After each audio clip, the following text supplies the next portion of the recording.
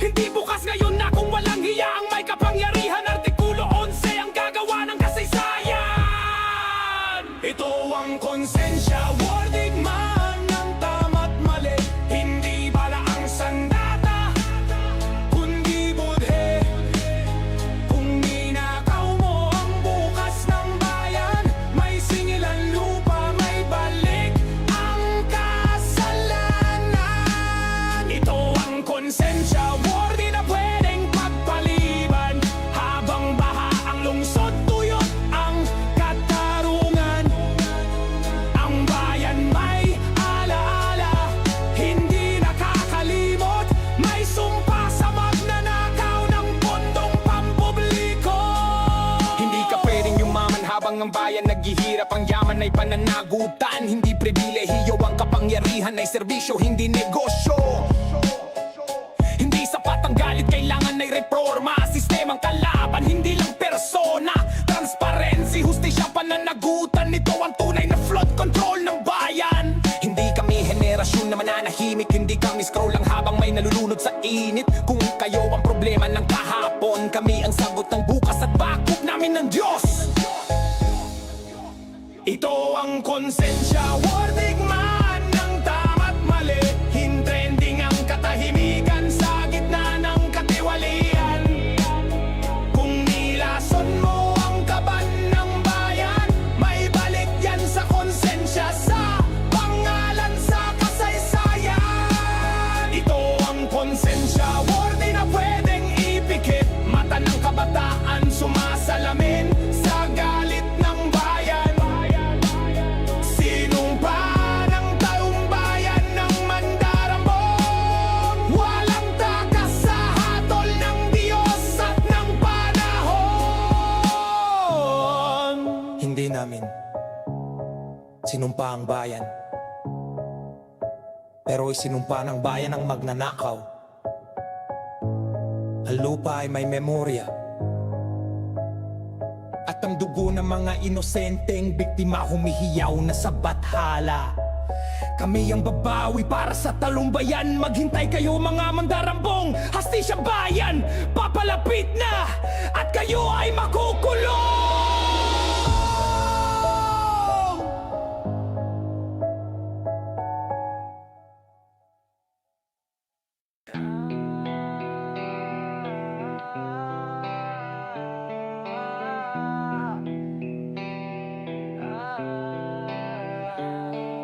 Sabi nila, kung saan ka nadapa, doon ka makikita.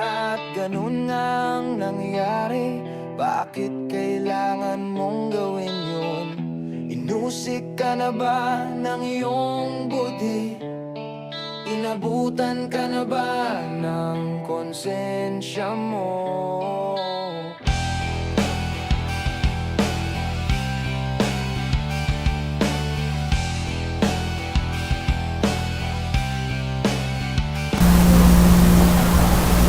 Magandang hapon po.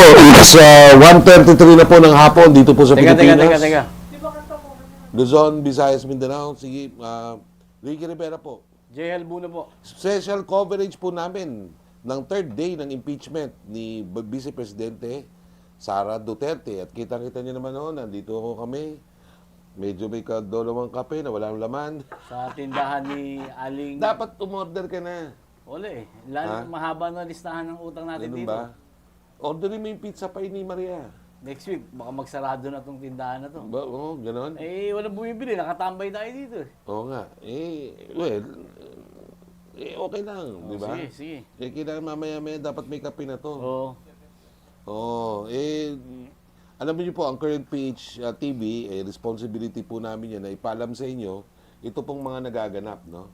So, third day na po ito ng impeachment trial. Ano po ba nga naganap ng mga nakaraan, di ba? So, yung first day, ang ginawa ho nila ng Senado ay, kumbaga, parang bago maglabanan eh. Alam mo naman yung mga Europeo, di ba? Bago maglabanan, Parang may way mag-uusap in. muna tayo. May way in. Oo. Parang may way in. Way in, no? Di ba? Ano yung mga rules? Oo. Ayan, di ba? Tinalakay nila. Yung isang rule, kailangan ba ng presiding officer? No? Dapat presidente ba o pwedeng hindi? Oo, sabi ni Senator Alan Peter Cayetano, hindi na tayo pwedeng mag-elect pa ng presiding officer kasi may Senate President eh. Okay. Di ba? Tapos nag-quote siya, nasa saligang batas. Di ba? Eh, problema, nakita ngayon ng taga-UP na isang senador, si Kiko Pangilinan. Sabi niya, teka muna, wala ba nakalagay dito? Kapag ka ang presidente ang under impeachment trial, Supreme Court Justice, Chief Justice, ang nagiging presiding officer. Pero silent yung batas when it comes to Vice Presidente. Okay. Ayan. Ang point ni Cayetano, okay, silent siya. Hindi naman siya sinabi eh.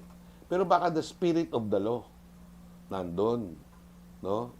Kasi po, pareho naman pong executives ang presidente at ang vice presidente. Ngayon, ang concern ni Alan Pedro ay very legitimate. Concern niya, pag di tayo sumunod sa procedure, baka magkaroon ng procedural defect leading to invalidation of the entire trial. Kasi simula pa lang, sinimulan ng mali, hanggang Sinimulan sa ng matapos. mali, Oo. mali na yon. Mali na yun. Diba? Pares. So, baka nga ho yun ang erase nila, no? Doon sa hulihang araw ng pagpapasya ng mga senator judges dito po sa impeachment trial. So, iyan po yung isang issue. Ang second issue ay yung threshold. Ilan naman ang boboto? Oo. Di ba? Kasi 24 yung senador, ay according to the Constitution, ang present lang ho ngayon, yung mga hindi nakulong. No? 21. Tsaka nung first day, nagsalita na si Cheese na 16 pa rin. Kasi iyan na po yung talagang posisyon, even ni Senator Ping Lacson. So kung may question pa doon sa 16, punta ho sila sa Korte Suprema kasi baka yung Korte Suprema may ibang interpretasyon. Pero suffice it to say, ang nakalagay ho kasi sa Constitution talaga, 24. So yung 24 ngayon, hindi ho ngayon 24 ngayon yun dahil unang-una, si Bato nagtatago somewhere sa isang hotel dito sa Metro Manila. Tapos, si Jinggoy naman, nagbalik sila. Nagbalik iinuman. Balik Oblo. Balik kainan sila ni Bong Revilla doon. No? Uy, Kakosa ulit, di ba? At least dati, PNP Custodial Center sila, medyo aircon doon. Ngayon, walang aircon. No? So, yan po. Balik sa Hoyo kung tawagin nila. Hoyo. Sa Hoyo. Oo. At alam mo ba, nung pumunta sa Sandigan Bayan si Senator Bong yesterday, na-interview siyang konti. Sabi niya sana hindi makatulog o magkaroon ng nightmare itong mga nag-akusa sa akin. No, dito sa pagnanakaw na iyan. No? At may mga pasunod pa ho sabi nila. Siyempre, may mga kaso na si Joel Villanueva, no? Si Cheese din, meron, no? Ongoing yan.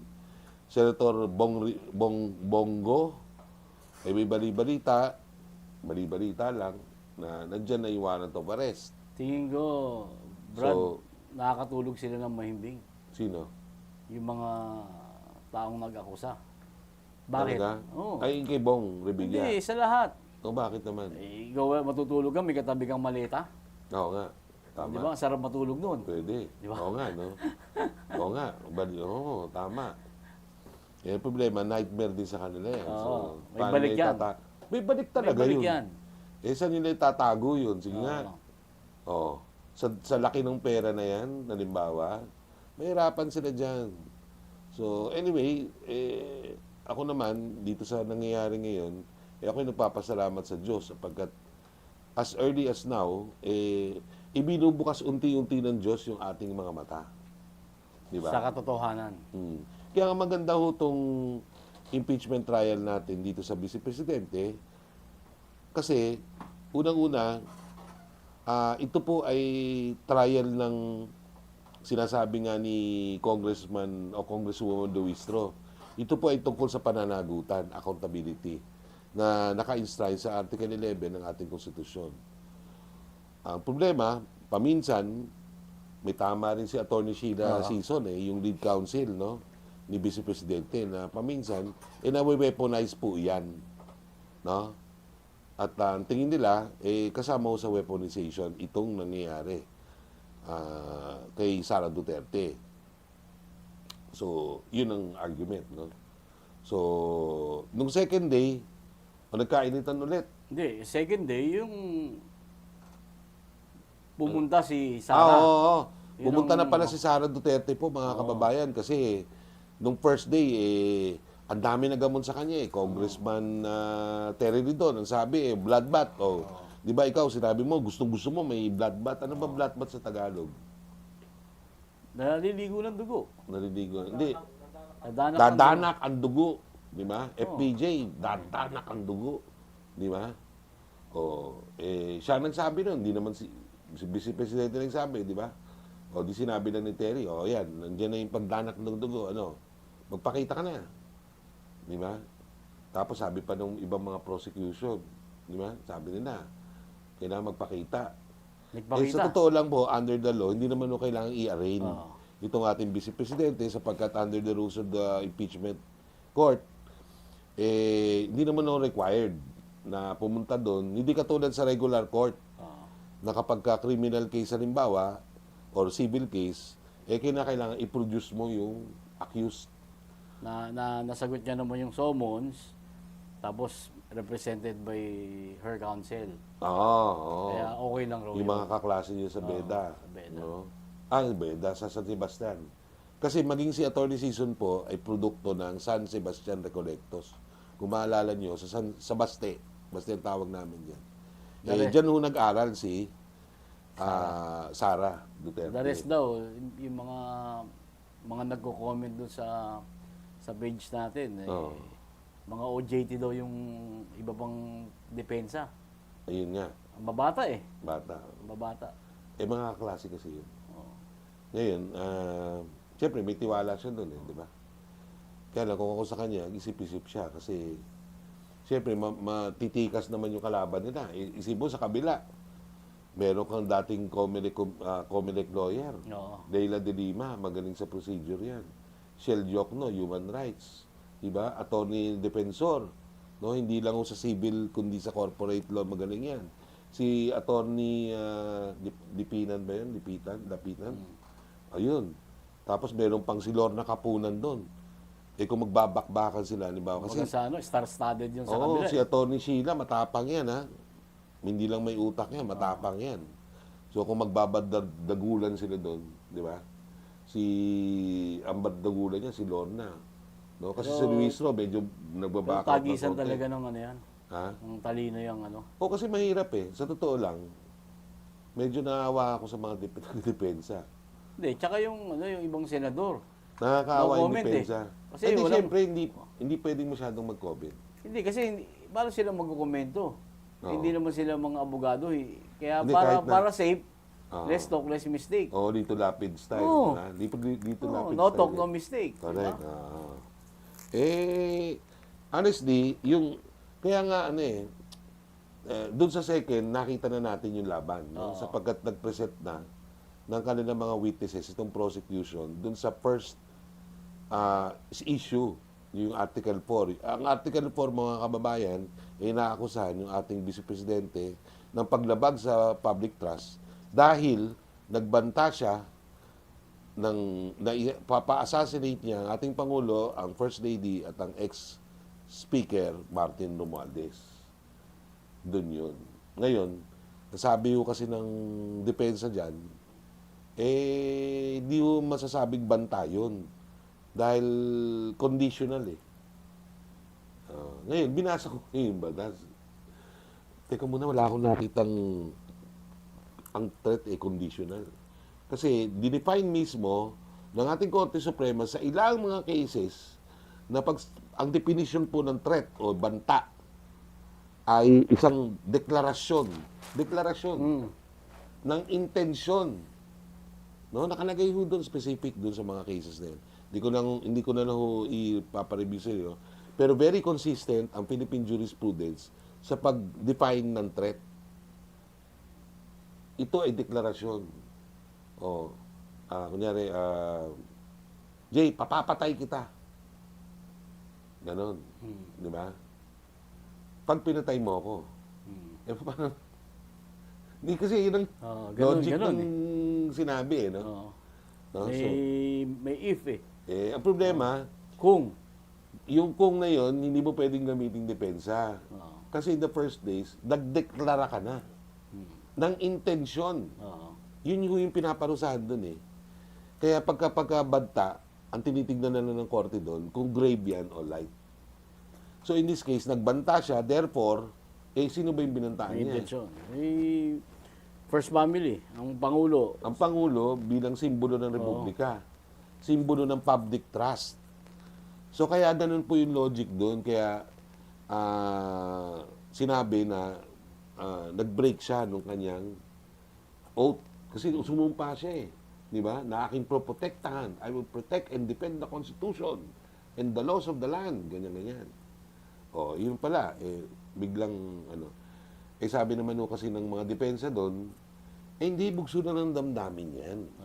Kasi at that time, nakita niya yung kanyang best friend na si Sinayka, umiiyak. Tapos, no, talagang... Pinagtutulungan. Siyempre, anong gagawin mo, di ba? Bilang The rescue. alpha female, Siyempre, di-rescue ka ngayon. the rescue. Punta ka ngayon doon sa Congress, no? Pagpunta mo ngayon ng Congress, pupunta ka ngayon doon kay Pulong kasi kapatid mo doon. Pagkakamali niya, nagpa-press con siya doon. At, ito pa isa, Vice Presidente, I hope you're watching. Actually, ang nakabitag sa'yo, si Princess Maui.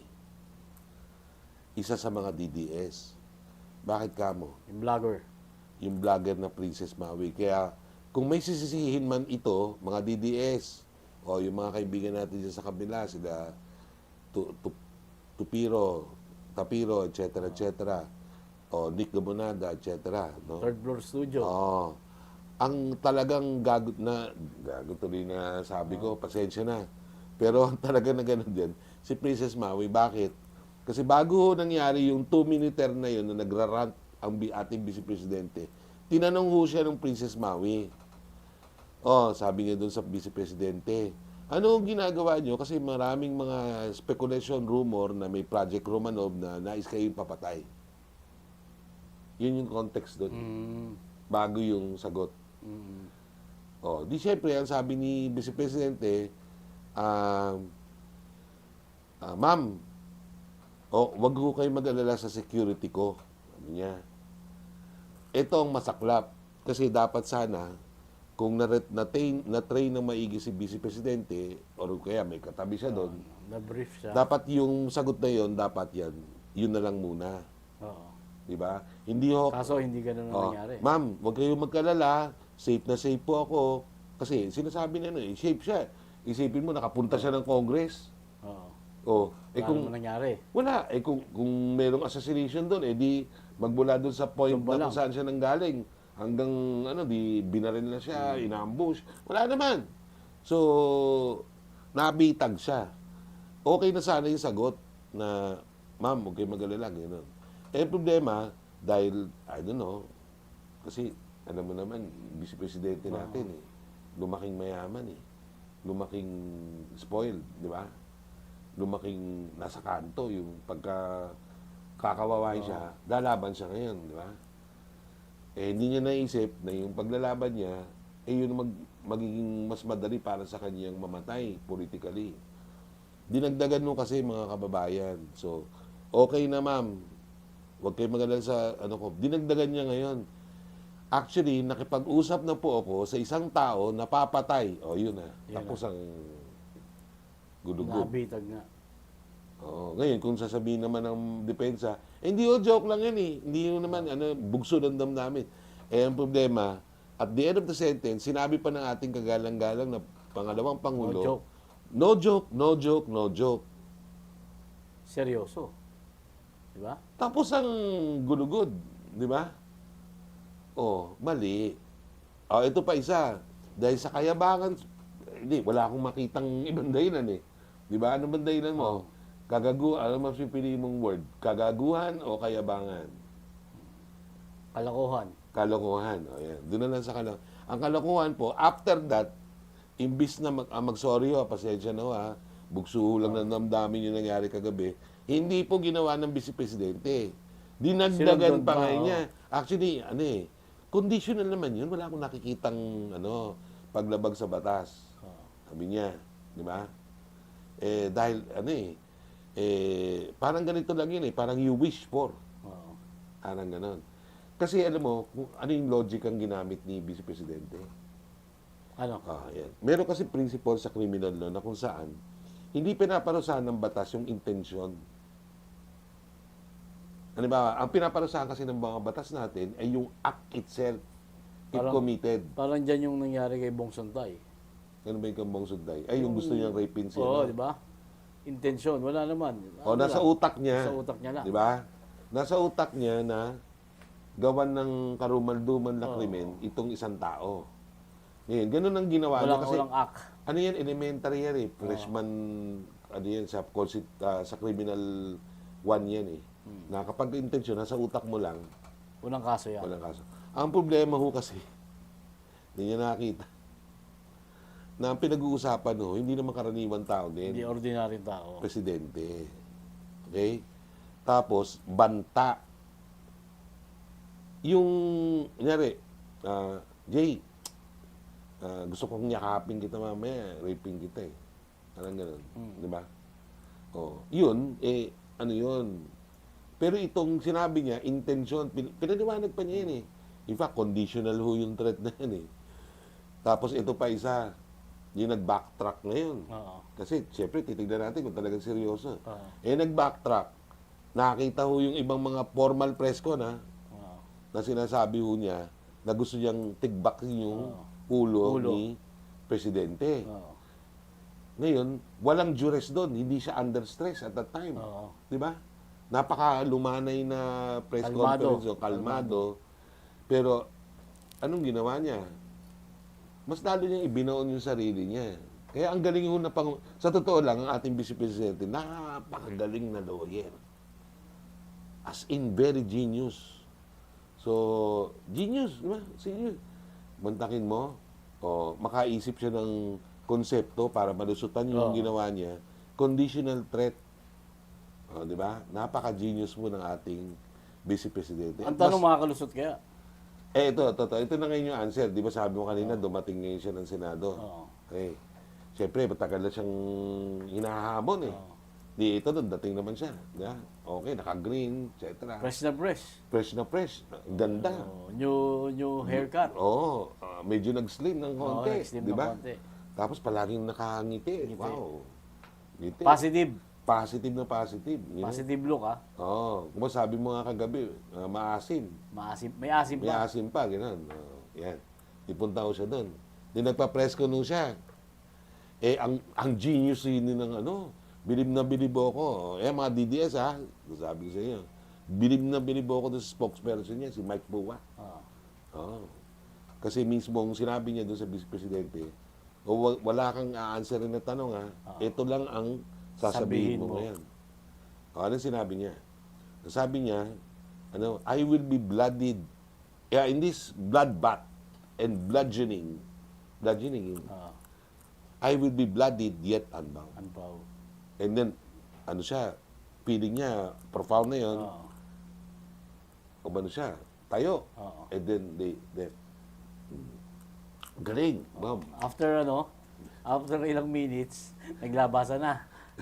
Hindi, ito yung mga lumabas talaga sila. Hindi, nakita mo ba sa video? Kitang-kita nga, pagkatapos siya, unbound. Tapos tayo siya. Tapos punta siya doon.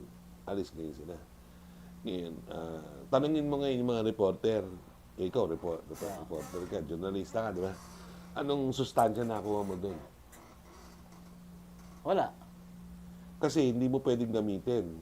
Pwede mo i-quote na sinabi niya. Pero hindi mo pwedeng interpret. Dahil hindi naman niya pinaliwanag. So, useless.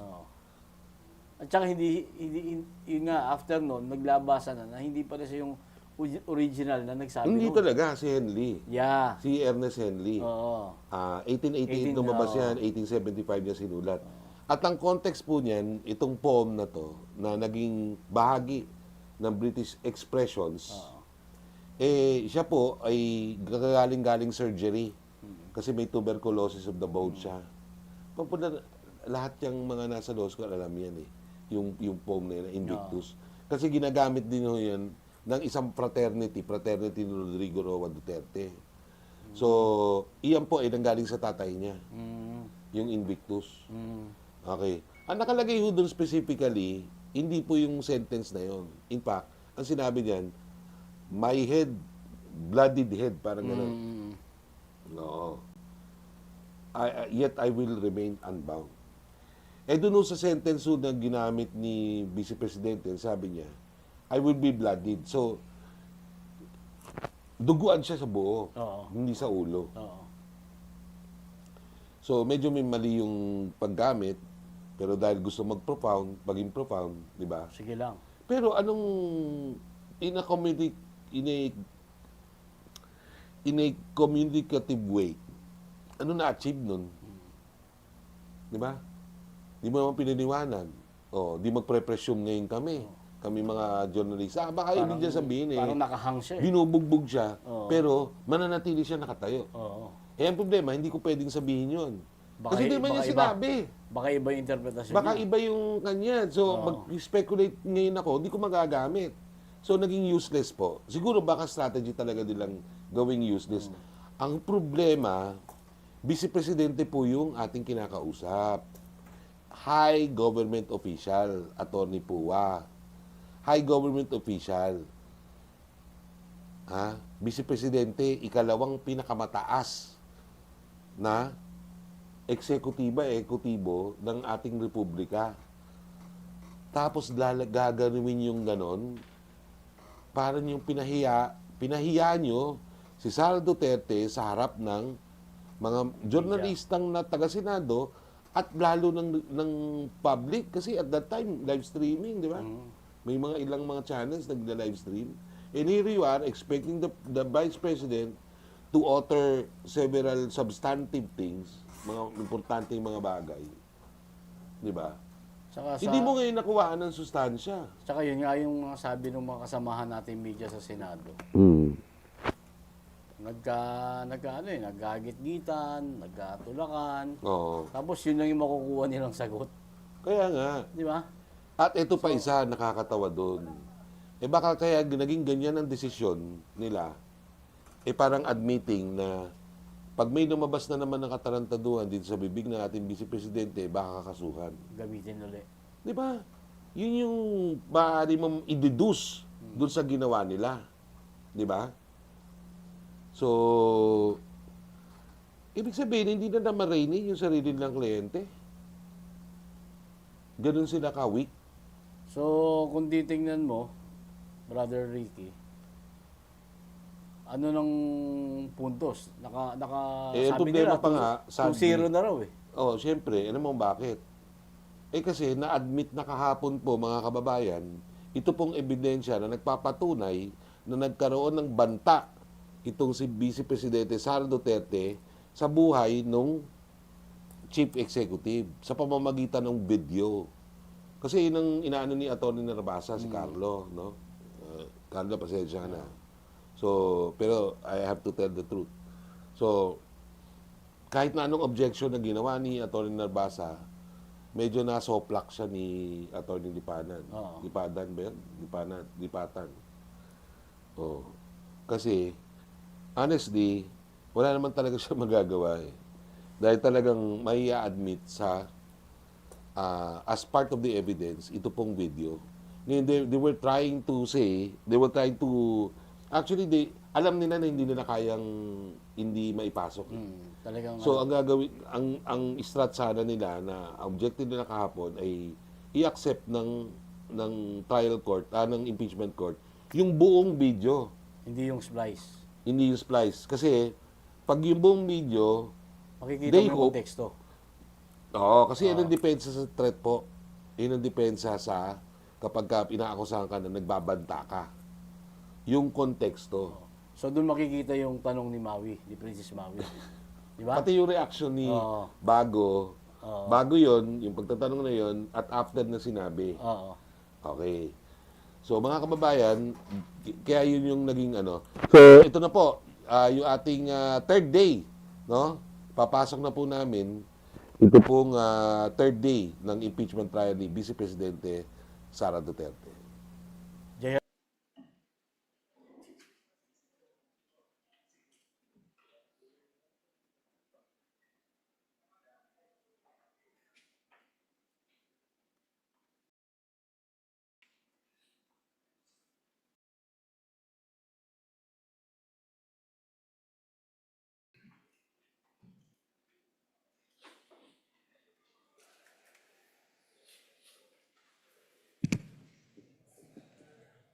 The Sergeant at Arms is directed to make a proclamation.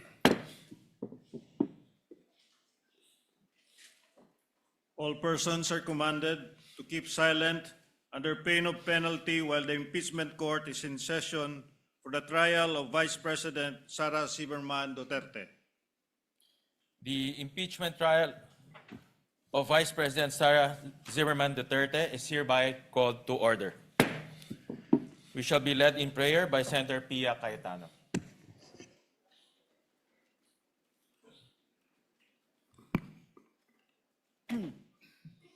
Let us bow our heads. Heavenly Father, we come before you today with a deep sense of responsibility. We ask for your wisdom, Lord, the kind of wisdom that seeks only what is true and what is right. As senator judges, may we listen carefully, reason clearly, and decide justly. May we never lose sight of the fact that our role here is not to serve any interests, but the interests of the Filipino people and the integrity of our institutions. We pray for fairness in every step of this process. May the truth be heard, may the evidence speak for itself, and may justice, whatever form it takes, be arrived at with honesty and with clear conscience. We also pray for our nation. We know that moments like this can divide us. May this process, difficult as it is, bring us closer to the kind of Philippines we all want to live in, one where no one is above the law and where every Filipino can trust that justice is real. In your word, Book of Timothy 2, verses 1 to 2, Timothy urges the people to pray, petition, and intercede for their leaders. We are a prayerful nation, O Lord. Please hear our prayers. In Jesus' name, amen. Amen.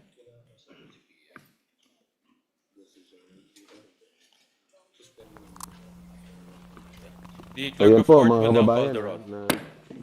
Roll call of Mga members. kababayan. Senator natapos na Judge po Aquino. Senator Judge Cayetano panalangin, Alan. no? Dito ni Senator Judge Pia Cayetano Pia. Senator Judge De La Rosa. Senator Judge sana, Ejercito. sa susunod, Senator Judge kapag Estrada. siya ay nanalangin, Senator Judge Go. bigyan naman din Senator natin ng Judge pagkakataon Ontiveros. naman yung mga Senator Judge Lacson. kapatid nating Muslim Senator sa Judge South, Lapid. no? Senator Judge Siguro Legarda. sana, Senator next Judge Marcoleta. support Senator nila, Judge Marcos. Senator Judge Padilla. ipanalangin sa Kristiyano, Senator Judge Pangilinan. ipanalangin din naman ng Senator Judge Soto III. Muslim, no? Senator Judge Bigyan Tulfo naman Erwin. siguro, yun. Senator Judge Tulfo Rafi. So, Senator nagkakaroon Judge naman ng Villanueva. roll call. Senator Judge Villar Camille. Senator Judge Villar Mark. Senator Judge Zubiri. The presiding officer, Senator Judge Escudero.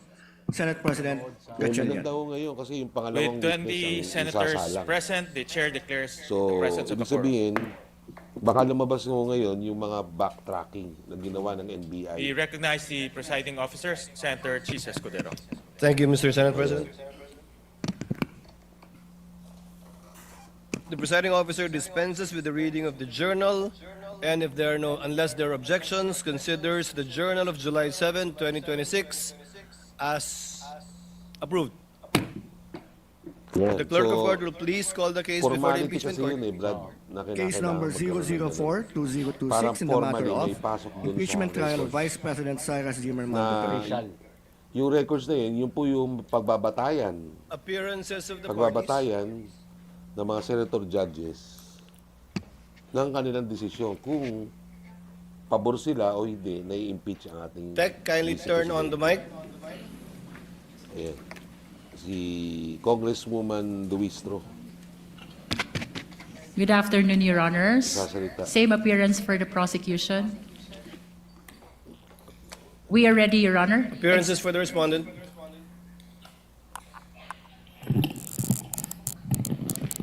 Good afternoon, Your Honors. Same appearance for the Vice President.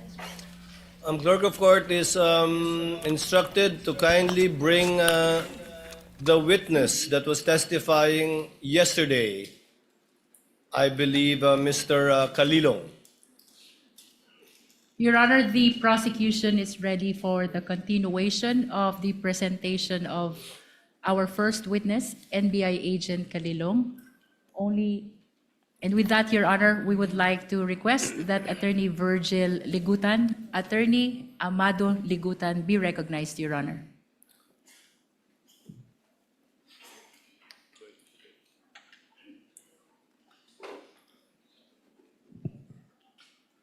For the record, Attorney Ligutan will be representing the counsel for prosecutors, and on the part of the respondent, it will be Attorney Narvasa. That would be correct?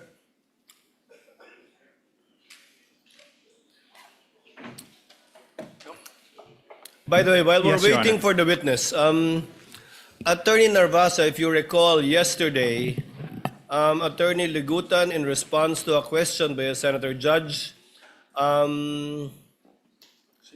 gave a discussion, a peroration, if you will. But yesterday I said we will be giving counsel the same opportunity. I cleared it earlier with Senator Pia Cayetano, who wanted the statements deleted from the record. However, since this is a televised proceeding, nakita na eh, napakinggan na eh. So, i-erase ko man sa record, baliwala na lang. The fairest thing to do is to give you an opportunity as well. Attorney Ligutan spent 5 minutes and 18 seconds delivering his discussion. The court will give you the same time after your cross-examination with a warning. With a warning and reminder from the presiding officer that the presiding officer will not tolerate such perorations again by either party, even if it is in response to a question of a senator judge, and the presiding officer will try to remind as best we can senator judges to let the witnesses present the evidence of both parties instead of the counsels presenting both facts and law through their statements. Senator Judge Cayetano. Alan. I'd like to thank the presiding officer for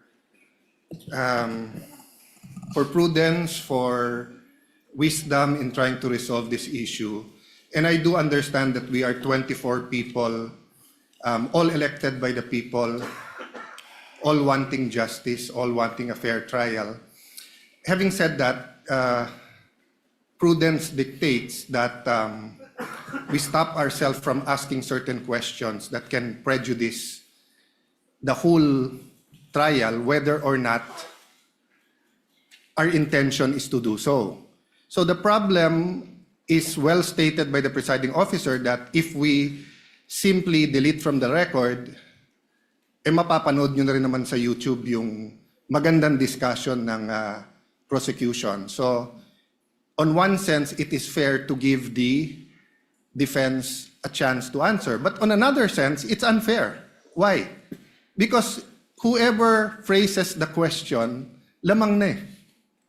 Kasi yung question nga is, why is this an impeachable offense? So for example, if I was the one who stood up yesterday and I asked the prosecution, why is this a political vendetta?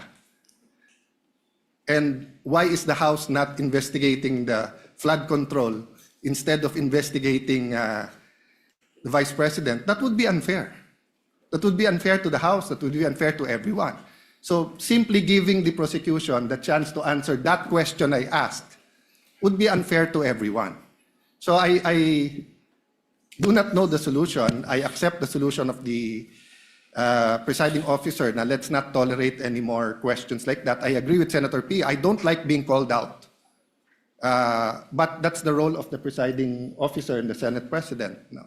So, sana yun lang, no, na one, when we ask the questions, we'll make sure it doesn't prejudice the whole trial. Whatever we say here, may ma-accuse na lawyering for the prosecution or defense. Okay lang yun. Okay lang yun. Sa prayer nga kahapon, di ba? Basta't justice, bahala na magalit. Okay. But my last point, Mr. President, let's give the defense a little latitude in not only answering that question, but what you want to say. Because nga, the question is unfair. So if you're simply going to answer that question, then it won't solve the problem na nakapagsalita sila 5 minutes, kayo nakapagsalita. So we'll consider, personally, I'll consider the very eloquent answer yesterday as a sort of a closing. So same, personally lang, Mr. Presiding Officer, give the latitude to the defense na parang closing din, whatever. Because they have affirmative defenses. And they did not push us to hear that. They went straight to trial. So dun din sa mga nagsasabi na delay sa dami ng objection, that's unfair. No?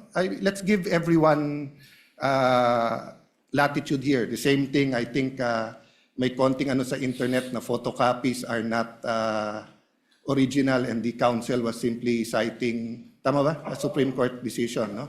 And the rules of court. And the rules of court. So I'm just saying it's an emotional issue. So all of us will be hit, badgered, whatever. I think trabaho naman nung witness natin, bantayan yung internet. So as long as hindi foul, hindi threat. But having said that, Mr. President, let's give each other leeway, but only to the point that the trial will not disintegrate, di ba, into a political fiasco or circus. Thank you, Mr. President. The remarks of Senator Judge Alan Cayetano are noted. Senator Judge Pia Cayetano. Thank you, Mr. President. This will be brief. First of all, I'd just like to confirm that I acknowledge what the presiding officer said, that I agreed. Basically, I'm withdrawing my motion in the interest of fairness, because the delivery of justice is about fairness. So kung nakapagsalita nga ang prosecution with their closing statement, di pwede rin dapat mag-closing statement ang defense, no? So I am amenable to that. But very, very, very briefly, Mr. President, I'd like to put on record, why are we being strict about the rules? Why do I have to bother standing up? Well, because nothing in this world will run well without the rules. Now, my colleagues, the Senate is a basketball-loving Senate. Dami dito, hilig mag-basketball. Kung ako volleyball player, colleagues ko, basketball. I'll use basketball as an example. Will you have a decent basketball game if there's no rules? No, there's rules. That's why we stand up. And then sometimes there are also opportunities to question the rules. That's also fine. But that's why we have to stand up and call the attention of the presiding officer when we feel that the rules are being violated. And we will continue to do so when we believe it is necessary in the interest of justice. Thank you, Mr. President. The remarks of the lady are noted. Since we are discussing housekeeping chores and matters, let the presiding officer continue with the same. The presiding officer will call for a break midway through in order to afford the parties 15 minutes to relax, go over their notes, and do their thing. In regard to senator judges or counsels for the parties who are not on deck, you're free to answer the call of nature in the least disruptive manner possible and return afterwards outside of the 15 minutes that we will be doing halfway through the proceedings. And finally, a request has been brought to the presiding officer to request as well the senator judges to lower the tone of conversational voices, because I think where you're seated is an echo chamber. Naririnig sa iba't ibang sulok ng plenaryong ito yung mga sinasabi din ninyo, at hindi rin nakakapag-concentrate yung ilan sa ating mga kasama na nakaupo sa paligiran ninyo. Just a reminder, and one last reminder before I recognize counsel for the respondent, Mr. Calilong, you will be testifying once again and will be undergoing cross-examination under the same oath Yes, Your that Honor. you took yesterday. Do you understand that? Yes, Your Honor. Thank you, counsel for respondent. Attorney Narvasa, if you're ready, you may proceed with your cross-examination. Your Honor, may I be allowed to approach a witness? You may do so. Thank you, Your counsel. Honor. Good afternoon, Mr. Calilong. Good afternoon, sir. During your direct examination, you testified that you were trained on photo and video authentication. Yes, sir. You said that you were trained for 2 weeks? Specific for photo and video, sir. Sir, my questions are answerable by yes or a no. Can you Yes, sir. please constrain yourself to these questions, unless I tell you, okay? Objection to that, Your Honor, please. And you got this training from Max. Before counsel for respondent proceeds, counsel for the prosecutor, to let the presiding officer Your Honor. recognize you first. You are so recognized, sir. What is your objection? Thank you so much. Inasmuch as I would like to accommodate the defense that in asking the question that the witness is to be limited to a yes or no question, Your Honor, please. Unfortunately, Your Honor, please, that's not sanctioned in the rules. There's nothing in our rules that would allow a defense to constrain a witness, even on cross-examination, to answer the questions by a yes or no answer. It's not in the rules. So, Your Honor, please, we cannot constrain a witness to answering either a yes or a no. The witness should be able to qualify. The usual answer by the defense is that it could be handled by the prosecution on redirect. But that is not the case, Your Honor, please. So long as there is nothing in the rules that would allow the defense to constrain the witness to answer yes or no, the prosecution will vehemently object to that, Your Honor, please. The presiding officer May I, Your overrules Honor? the presiding officer overrules the objection. The counsel for prosecutors can make a continuing objection regarding this matter, but it is the position of the presiding officer that the witness is seasoned enough. According to his testimony yesterday, he has attended over, if I recall correctly, 30 hearings already. So he would know how to respond and to explain if the need would arise. And it's up for counsel for the responding if at all to strike out whatever answers that are not responsive to his question. Counsel for respondent may proceed. Thank We you. would abide, Your Honor, we would abide. Thank you, counsel for the prosecutors. And you testified that you got this training from MaxCore Interventures, Yes, correct? sir. And you said that the training you got from MaxCore Interventures was in digital forensics. Yes, sir. I have with me in Articles of Partnership of MaxCore Interventures Co. You see that it states that it is the Articles of Partnership of MaxCore Interventures Co. Your Honor, may we allow Attorney Stephen Magallaon to also approach the witness stand to peruse the document. And of course, at this juncture, Your Honor, please, I have to object. I have no question yet, Your Honor. Yeah, I am objecting to the witness being shown an articles of incorporation, a Articles of partnership of a partnership, Your Honor, please. Anyways, since the question has not been asked, I will... Let us wait for the question, counsel. In the meantime, the presiding officer allows counsel for the prosecutors to examine the document being presented to the witness.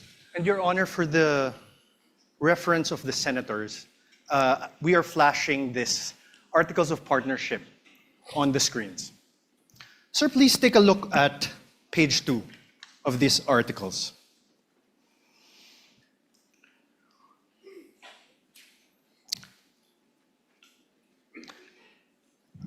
Page 2, sir. That's here. Page 1, page 2. Let's read it together, okay? Primary purpose, to engage in the business of trading both import and export of goods on wholesale, retail basis. Do you see that, sir? Yes, sir. Now on page, the same very same page 2. The secondary purpose. Let's read it together again. Own, use, improve, develop, subdivide, sell, exchange, lease of all kinds, including buildings, houses, apartments, and other structures. Do you see that, sir? Yes, sir. After that, in the same page 2, the secondary purpose is to print, publish, distribute, buy, sell, acquire rights to and generally deal in all kinds of software packages, books, periodicals, newspapers, magazines, journals, and other publications dealing in or having to do with subjects of all kinds, character, and all acts of things as may time to time be deemed needful, necessary, or required. You see that, sir? Yes, sir. Thank you, sir. Now I'm showing you a screenshot of the website of this MaxCore Interventures Co. It states under About Us. I am also flashing this on the screen, Your Honors, for the ease of the senator judges.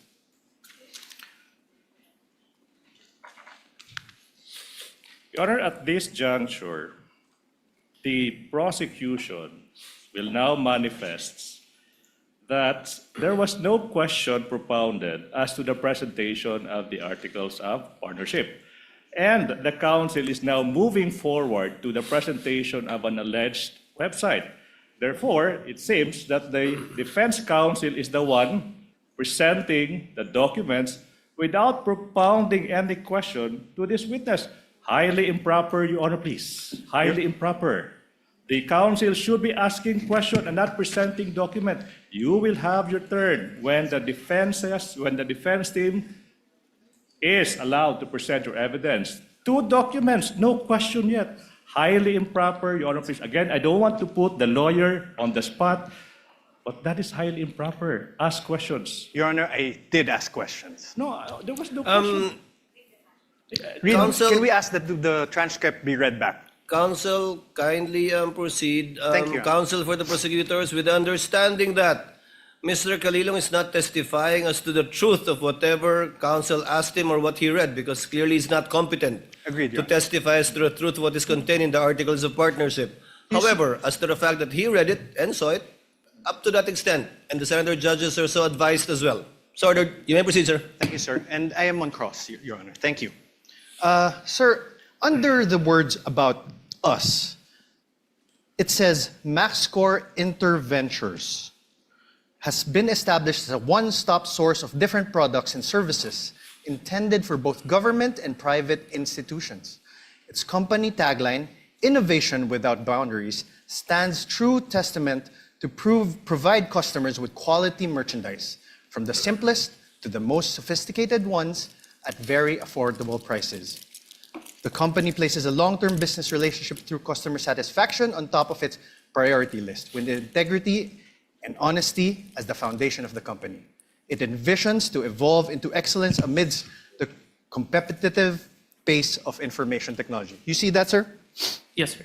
Sir, now I'm showing you another screenshot of the website of this MaxScore Interventures Co. You confirm that I'm also flashing this for the ease of the court.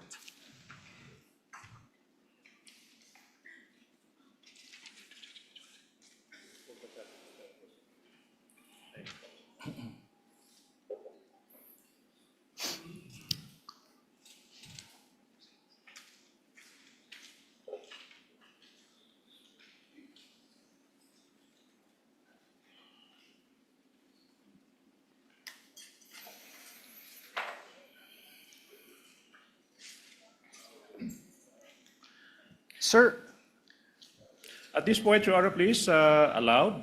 The prosecution is allowed. Counsel for the prosecutor is recognized. Your Honor, not by way of an objection, but a manifestation, Your Honor, please. Your Honor, this is... Wait. Before that, I would like to object to your manifestation. Your Honor, there's no objection. Why is the Your Honor, prosecutor allowed to manifest during my cross-examination? Counsel Honor. for respondent, kindly wait for the presiding officer to recognize you. Thank you, Your Honor. What is the desire of the counsel for the prosecutors to I make would a what? like to put into record the simple fact, Your Honor, please, that basis has not yet been laid as to the presentation of these documents. He presented an articles of partnership and screenshots of websites without saying who took these screenshots or who, from where did the defense get the articles of partnership. That is only by way of manifestation. No need for the court to rule on that, Your Honor, please. Noted. Earlier ruling of the presiding officer stands. Counsel may proceed. Your Honor, may I respond? No need, counsel. It was not an objection. Please proceed with your cross. Thank you, Your Honor. May I also state a manifestation, Your Honor? Your Honor, the basis of the defense was laid... For the record, the chair will allow it just this once, please. The basis of the defense was laid when we asked him whether he testified that he got his training as an expert witness from MaxScore Ventures. That's basis, Counsel, Your Honor. please proceed. Thank you, Your Honor.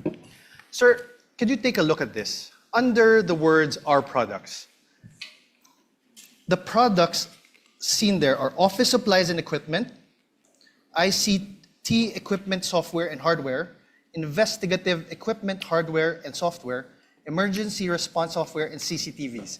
Do you see that? Yes. Thank you. Mr. Calilong, are you a lawyer? No, sir. Yesterday, you testified that you signed the affidavit of investigation dated February 10, 2025. Yes, sir.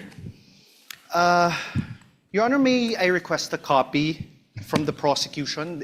I think it is Exhibit P-4-3 in series. P-4- 3 series. Your Honor, please, manifestation. The witness, number one, mentioned the affidavit of investigation, but that the witness did not identify the documents. So for the record, Your Honor, please, that document is not yet presented in courts as a documentary evidence, Your Honor, please. So highly improper for the defense to elicit that document through this witness precisely because this witness did not yet identify the affidavit of investigation, Your Honor, please. Which exhibit is this? I believe he did, counsel, but which exhibit is this? Exhibit P-4-3 to Exhibit P-4-3BB, Your Honor. Your Honor, please, if I may, it was not yet identified, but it's pre-marked, Your Honor, please, to be presented by our next witness, Attorney Jeremy Lotok. So highly improper, in as much as we want to accommodate the defense. So who is the signatory in that document? Is it Your Honor, Mr. Calilong is a signatory to that document. is one of the signatories? Yes. Is one of the signatories. But the counsel for prosecutor is correct. This document has not yet been identified by any of the witness for the counsel for the prosecutors. Yes. You will get your chance, counsel for the respondent, when Attorney Lotok testifies later, which I believe this is the only exhibit that he will be testifying to. All right, Your Honor. Kindly proceed, counsel. You mentioned a affidavit of investigation, correct? Yes, sir. And this affidavit of investigation, you sent a copy to the House of Representatives Committee on Justice. Yes, sir. You identified it during the House Committee hearings on April 29, 2025. Yes, sir. I'm showing you now an affidavit of investigation. This is marked as Exhibit D-4-46 in series, Your Honor. D-4-46 and series. Is there a counterpart marking from the counsel for prosecutors? Yes, Your Honor. This is P-4-3 to P-4-3BB. Thank you. For the record. This annex of this affidavit of investigation has appendages, correct? Annexes. Yes, sir. And it forms a whole, correct? Yes, sir. Okay. Sir, do you confirm that you signed this? I'm one of the signatories, sir. Do you want me to have him identify signature? Okay. Your Honor, do you have here, sir? Kaso lang, sir, yung sinumpit mo po, I withdraw, Your Honor. Apart from this affidavit of investigation, dated February 10, are you aware if there is another affidavit of investigation executed by the NBI represented by the Cybercrime Division in relation to this case? This is the only one that we submitted, sir. No, executed, signed. My question is The defense executed. cannot argue with the witness, Your Honor, please. The witness would know how to respond, counsel. If he is not responsive to your question, do not argue with the witness. Yes, Your Kindly Honor. rephrase. Apart from this affidavit of investigation, are you aware if there is any other affidavit of investigation signed by the NBI represented by the cybercrime? Okay, at that juncture, I have to object. Vague, Your Honor, affidavit of investigation signed Related by to the this NBI. case, Your There could Honor. be thousands Related of to this documents. case. If the witness knows, witness may answer. Is there any other affidavit of investigation executed by the NBI cybercrime in relation to this case, witness? As far as I remember, sir, this is the final affidavit of investigation, sir. Final affidavit. Are you sure, Agent? Let me remind you that you are under oath. Yes, sir.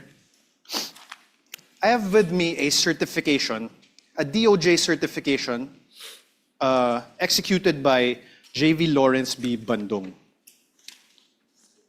Senior Assistant State Prosecutor J.V. Bandung. For the record, Your Honor, this is Exhibit D-4-29 for the defense. Do you see this, sir? Yes, sir. This certification dated February 5, 2025, states, and I quote, the complaint referral does not contain all the necessary evidence to prove the essential elements of the crime. Therefore, it is recommended that the same be first referred for case buildup. Do you see that? Yes, sir. Now below that, in the second page, below that, under the word notes, number 1, therefore, states, and I quote, that there is no... May I have this flashed on the screen, please? For the ease of the court. So the Honorable Court can follow.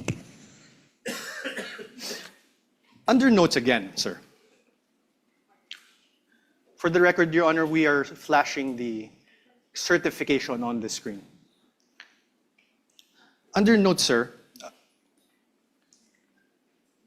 number 1 therefore states, and I quote, there is no affidavit of the persons who recorded the video entitled VP November 23 Press Con at Batasan through open broadcast software OBS and in turn stored it in a digital video disc.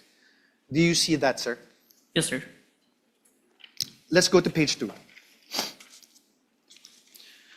On paragraph 7, it states, and I quote, one of the elements of the crime of grave threats is that the offender threatens another with infliction upon the latter's person, honor, or property, or upon that of the latter's family of any wrong amounting to any crime.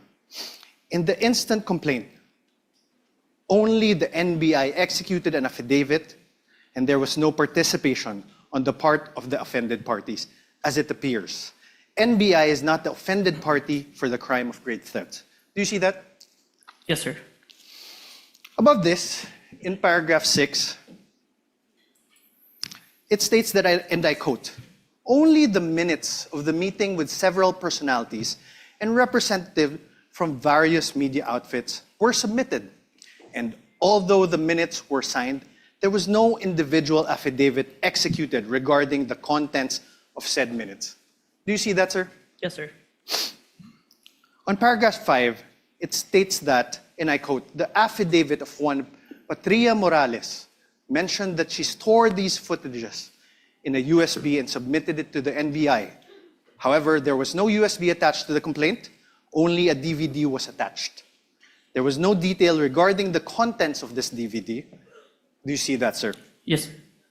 On paragraph 4, it states, and I quote, Annex L did not indicate who made such TSN. There was also no affidavit of the person who made the TSN. Do you see that? Yes, sir. On paragraph 3, it states that, and I quote, Annexes I and K, open parenthesis, DVDs with markings NBI-CNN-C-2412-43-6-2 and NBI-CCN-C-2412-436-2, close parenthesis, were not accompanied by an affidavit of the record and TSN, also affidavit of the one who will execute the TSN. Yes, sir. On paragraph 2, it states, and I quote, the press briefing conducted on October 18 was not recorded and or stored in a DVD, no video submitted, and there was no TSN of the said briefing and the necessary affidavit of the person taking the CSN. Yes, sir.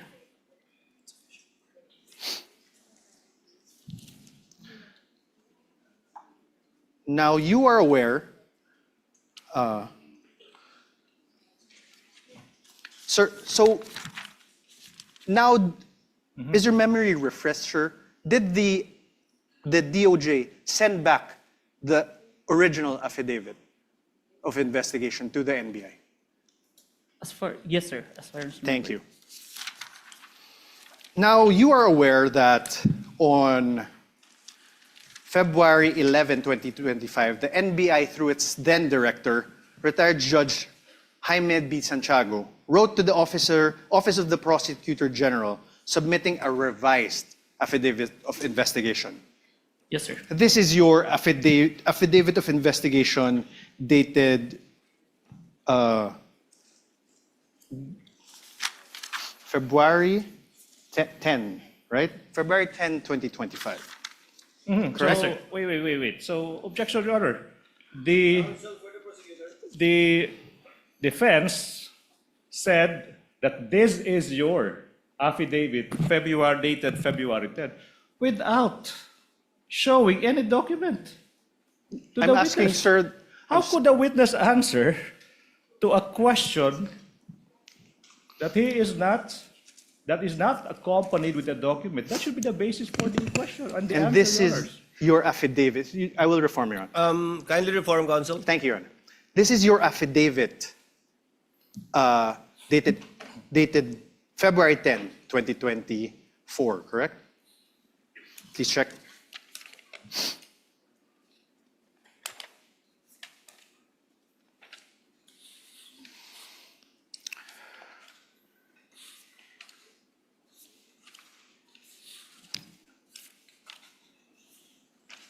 Sorry, sir.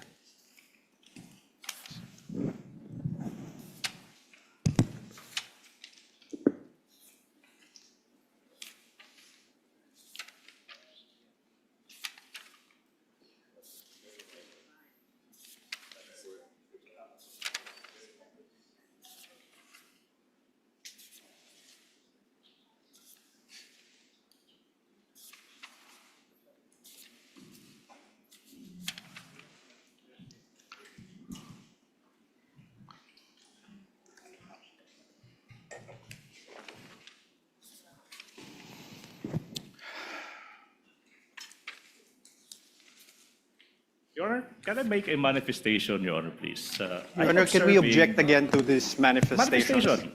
I will not even object. I'm being generous. Your Honor, Counsel, The let's wait for the witness to review it. It's a voluminous document. And No, the signature is on the last page. You can make the corresponding objection to Signature. the style, manner, or cross-examination of the counsel for responding at the proper time.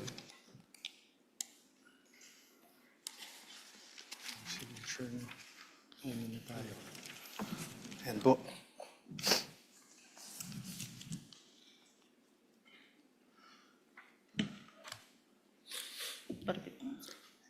Is this the amended affidavit of investigation? This is a photocopy of the Yes, sir. affidavit, sir. This is the amended one. Yes, yes, sir. The photocopy, sir. Thank you.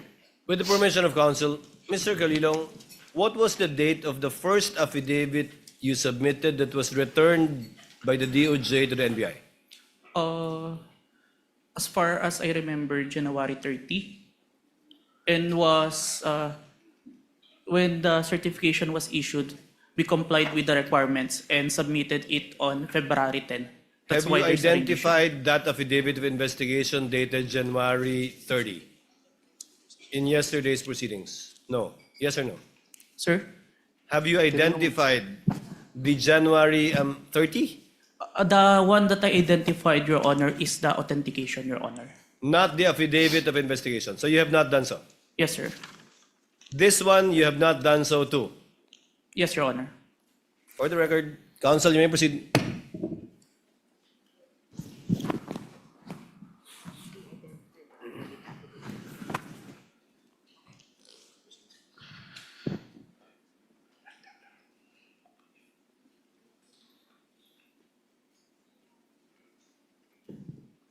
I'm showing you now a letter dated January 30 from the former NBI Director Jaime Santiago. Now, I have to object, Your Honor, please. You know, the defense has been confronting this witness with documents, even without marking and identifying the source of these documents. Your It's Honor, like that's- plucking out of thin air a document, presenting them the document to the witness, and withdrawing the document Your Honor, that's up without to the... even introducing this piece of evidence, this piece of exhibits into evidence. So my question is, true, through the presiding officer, is the defense not entering these documents into evidence, Your Honor, please? They can do so at the proper time, counsel, but insofar as the witness is concerned, I think the basis was laid when he said that he executed only one affidavit of investigation in connection with this case. Now it seems that there are two affidavits, I would like to make both of which have not yet been presented. One will be presented, I think, by Attorney Lotok. Your Honor, for but the the first record- one, we're not aware of it. Is that correct, counsel, for the respondent? Your Honor, he just identified a copy of the affidavit of investigation. Dated January 30? April 10, 2025. Your Honor. April, February February 10. 10. Sorry, Your Honor. February 10. February 10, Your Honor, please. What about the first affidavit? The witness said he had a first affidavit. Yes, Your Honor. Not yet. Not yet. Yes. You only cited a January 30 letter of Yes, the Your Honor. former NBI I cited, Your Honor, a Director. certification by the DOJ returning an affidavit. And that is now the problem, Your Honor. In fact, even I am confused because the documents are not introduced into evidence by the defense. Counsel, please proceed and kindly help the court to be Thank clarified you. regarding this matter. You mentioned that you mentioned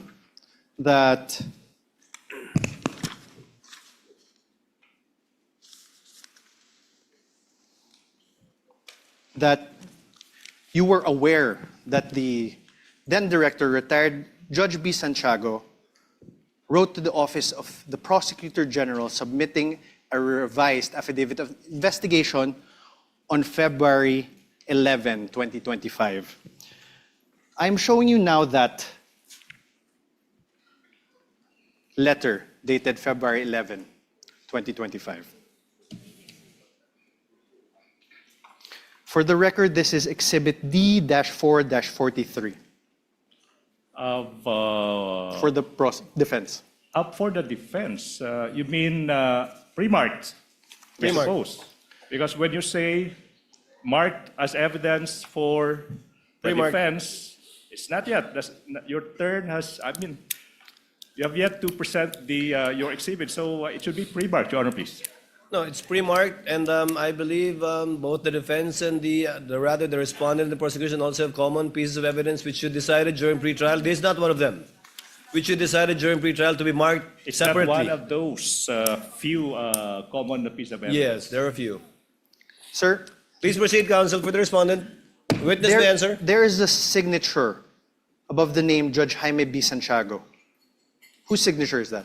Your Honor, now I would like to object to the relevance.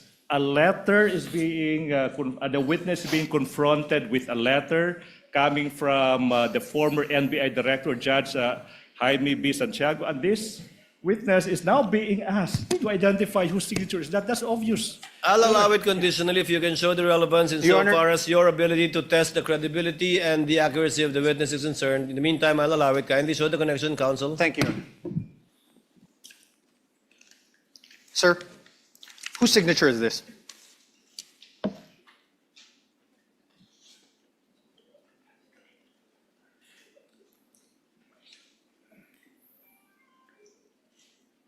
As far as I remember, signature of Director Santiago, sir. Thank you.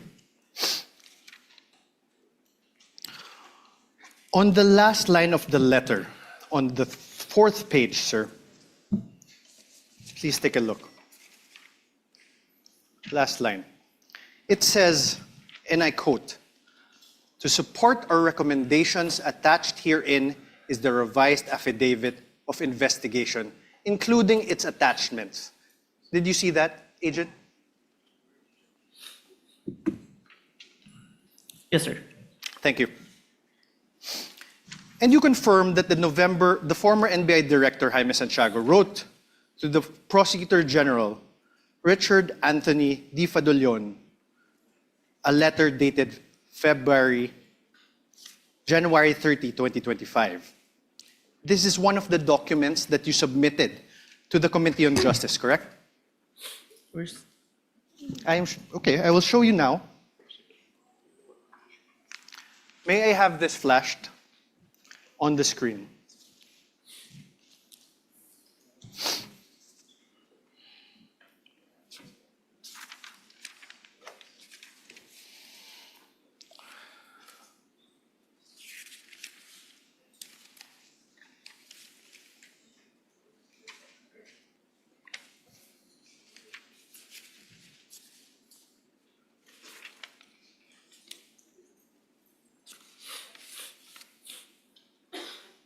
Do you recall this document?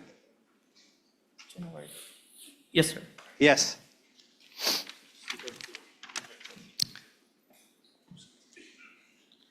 January 30, 2025 is a date earlier than February 10, 2025, correct? Yes, sir. Your Honor, As an Counsel answer, for the Your Honor. prosecutor. Your Honor, the witness being asked which Your Honor, date, ask and came answer. first. I mean, relevance, Your Honor. Relevance. Counsel, if the witness knows and the counsel for respondent will be given the latitude to test the credibility, accuracy, and completeness of the testimony of the witness. But we note your continuing objection, because you already sound frustrated, counsel, in regard to this line of questioning by the I'm very counsel for the patient, Your Honor, respondent. please. I'm very patient. The counsel for respondent may proceed. Witness Thank may you. answer. He already answered, Your Honor. Thank you. You earlier confirmed that there was actually a certification dated February 5, 2025. You like Objection, misleading. I don't remember I have no question, this Your Honor. witness Let stating the that there counsel was- finish with this question, counsel. He even read it, Your Honor. You likewise confirmed that in that said certification, dated February 5, 2025, the earlier affidavit of investigation were subject to 7 recommendations. And you confirmed that you read that. Objection. Ground for the Misleading, Your Honor, objection. please. Now the counsel mentioned 7 grounds. 7 grounds. And I don't remember this witness uttering the term 7 grounds. What I do remember, Your Honor, please, is that this witness was confronted with a certification, a letter, whatever, but now the counsel is now asking this witness to confirm the contents of those certifications or letters. Misleading. No, That's Your- not allowed during cross. The counsel is now assuming facts that have yet to be established. Can I repeat that? This witness was only confronted with certifications, letters, dated this, dated that. And now, the counsel now asking, Your do you Honor, please, confirm- he's do you now confirm, testifying. right? Wait, let me finish. Now he is asking this witness to confirm that in that letter there are 7 grounds, as if this witness uttered those words. The ground is misleading, definition. This counsel is assuming facts that have yet to be established through this witness, Your Honor, please. Counsel, again, the witness is not a newbie. I think he can handle himself and would know how to answer if indeed he is familiar or not with what is being presented to him. And thus far, he has responded based on his knowledge of these documents. Chair will allow it. Witness you, may answer. Sir? Can you repeat the question, counsel? You confirmed that there was a certification dated February 5, 2025. You likewise confirmed that in said certification, Your Honor, compound question. there's no question. Wait. Kindly wait for the presiding officer to recognize you before answering. Yes, Your Honor. Yes. Much Please, obliged, Your Honor, counsel please. for the prosecutors, please finish with your objection. Thank you so much. Can I? Yes, Your please Honor, proceed, counsel. Compound questions. The witness is now being confronted with 2 successive questions without allowing this witness to answer the first question. What makes a compound question? No need to lecture, counsel. Counsel for respondent, please reform. Your Honor, I had no question. I had no question yet. Kindly proceed with your question. Thank you, Your Honor. The earlier affidavit of investigation was subject to 7 recommendations from the DOJ Vague, Your for Honor, case please. buildup. Objection vague. The earlier investigation, which investigation is the counsel referring to? We already Objection vague. We already established, Your Honor, there was an earlier one. This is Overruled. Again, the witness is competent enough to testify. Overruled. Witness, kindly proceed with your question, counsel. Yes. In the revised affidavit of investigation dated February 10, 2025, that you identified, despite DOJ's recommendation number 6 that you earlier read, Objection, Your Honor. Objection. Sir, Your Honor, I'm not If yet the finished. ground is Can we already- wait for the counsel to finish with this question, counsel, please? Okay, Your Honor. The question, sir, there were still no affidavits of the journalists from the media outlets in your affidavit of investigation dated February 10. Witness, not answer first. Objection, Your Honor, please. Misleading. Why is it misleading, counsel? The counsel said the earlier affidavit of investigation. In fact, Your Honor, please, he referred to the February 10 investigation. That's not the earlier investigation. That is the final affidavit investigation submitted to the DOJ. Misleading. Misleading, Your Honor. Your Honor, The presiding officer will ask the question. Mr. Witness, did you attach the affidavits revised, right? of the two witnesses that viewed the video of the Vice President in the February 10 affidavit? Yes, sir. Let me qualify my answer in number 6, sir. You may do so. In number 6, sir, the DOJ requested an affidavit to be executed regarding the contents of the minutes. I executed an affidavit attesting to those minutes, sir, which I'm part of the interview, sir. But was it attached to the February 10 affidavit? Yes, sir. Counsel for the respondent, your witness. thank you. Sir, but there are no affidavits of the journalists from the media outlets, correct? My question is not found there, Your Honor. Oh, Your Honor, please. My question is Your not Honor. found there. Okay, wait. The counsel is confronting the witness with a document, and he propounded questions, and then he asked another question, and he took the document away. What's Your the Honor, purpose of that? I was Objection, not- Your Honor, please. My question is plain, Your Honor. Let the Do you- witness peruse the document you presented him with. Let him answer that through a document. My question is plain, Your Honor. Your Honor, a witness should be allowed to peruse the document I am that he not- was confronted with. Counsels, please. Witness, I think the witness understood the question. Mr. Calilong, you may answer if you understand the question. I will repeat the question, Your Kindly Honor. repeat, counsel. Thank you, Your Honor. There is still no affidavits of the journalists from media outlets appended on your revised affidavit of investigation, sir. May I qualify my answer, sir? No, sir. Oh. Just answer a yes or no. Kindly look at the document presented to you. On redirect, counsel can make you explain the disparity, if any. The question is simple. Are the affidavits attached to the affidavit of investigation?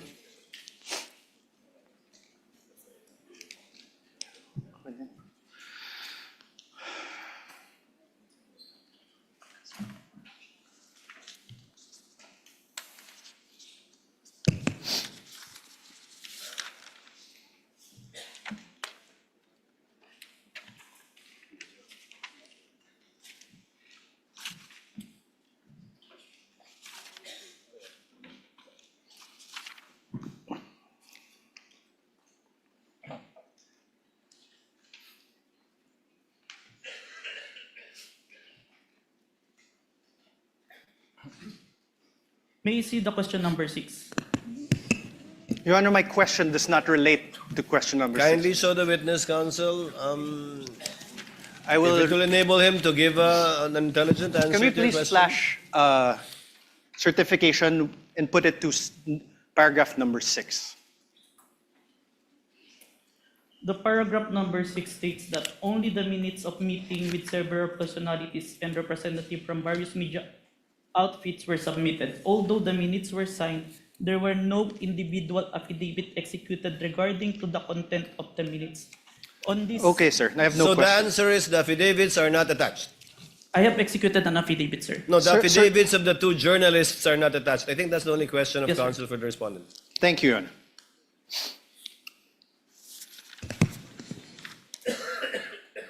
Instead, sir, as you confirmed, what you appended to the affidavit of investigation are affidavits of NBI agents, correct? Yes, sir.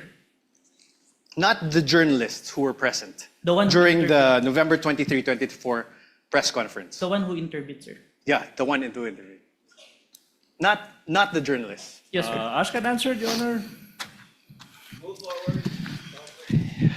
Sir, in the revised affidavit of investigation dated February 10, 2025 that you identified, despite DOJ's recommendation number 7,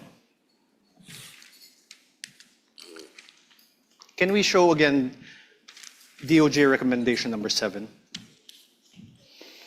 In the certification dated February 5, 2025, it is still the NBI Cybercrime Division that is the complainant. I believe this is answered on the letter of the director, sir. Sir, my answer is answerable by yes and no. The complainant is still the NBI Cybercrime Division. Yes, sir. Thank you. The supposed offended parties in this case would be President Bongbong Marcos, Yes, sir. the First Lady Lisa Marcos, Yes, sir. the former Speaker of the House Martin Romualdez. Yes, sir. Did President Marcos appear before the NBI during its investigation? No, sir. Did the First Lady Lisa Marcos appear before the NBI during its investigation? No, sir. Did the former Speaker Martin Romualdez appear before the NBI during its investigation? No, sir. Sir, I'm showing you again for the record the affidavit investigation. Sir, did you attach to that affidavit of investigation dated February 10, 2025, an affidavit of the President Marcos? Only the responses, sir. Sir, listen to my question. That's Did the you- answer. Your Honor, he did not answer, so I am entitled to ask again. Not responsive. The question was, Mr. Witness, did you attach the affidavit of President Marcos to the February 10 affidavit? No, sir. Did you attach an affidavit of the First Lady Lisa Marcos on your affidavit? No, sir. Did you attach an affidavit of former Speaker Martin Romualdez on your affidavit of investigation? No, sir. To your knowledge, if you know, sir, did President Marcos file any criminal complaint against Vice President Sara Duterte as a result of the November 23, 2024 online press conference? He made a statement. No, sir. My question is, if you know, did the President file any criminal complaint against the Vice President? I have no personal knowledge. Did the First Lady Lisa Araneta Marcos file any criminal complaint against VP Sara? I have no personal knowledge. How about the Speaker Martin Romualdez? Did he file any criminal complaint against VP Sara as a result of the November 23, 2024 online press conference? I have no personal knowledge. Did you really investigate this case? Oh, Your Withdrawn, Honor, Your Honor. argumentative, Withdrawn. Your Honor, please. Withdrawn. Did you really investigate Withdrawn. this? How about Question the has been Speaker withdrawn. Martin Romualdez? In other words, sir, the alleged offended parties were not included as complainants in the case you filed with the Department of Justice. Yes, sir. Thank you. Based- Thank you.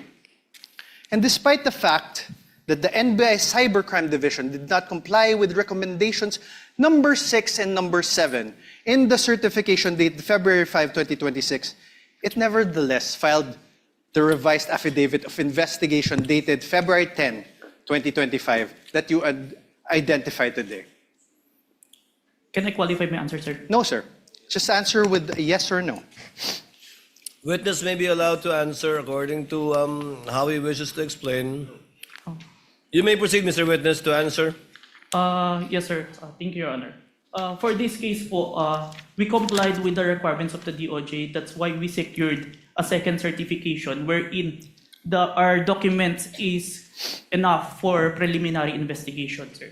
Okay. Thank you. And this certification is a certification dated February 5, 2025, correct? Kindly show the witness the This document. is not the new certification, sir. Oh, sorry, sir. So, apologies, Your Honor.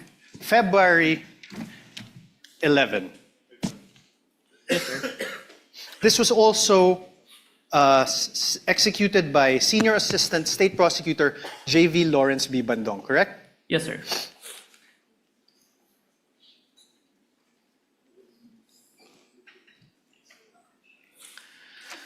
Now let's discuss the nature of the investigation you conducted. You claimed in your affidavit, sir, affidavit of investigation, that the NBI began its investigation into the VP's remarks because it was directed by the DOJ to do so. Motu proprio and directed, sir. Okay. Do you understand what you just said, sir? Oh, Yes, sir. oh. Can I I'm object asking, to that, sir. Your Honor, please? I'm asking, sir. It argumentative. makes sense, Your Honor. Argumentative, counsel. Move on.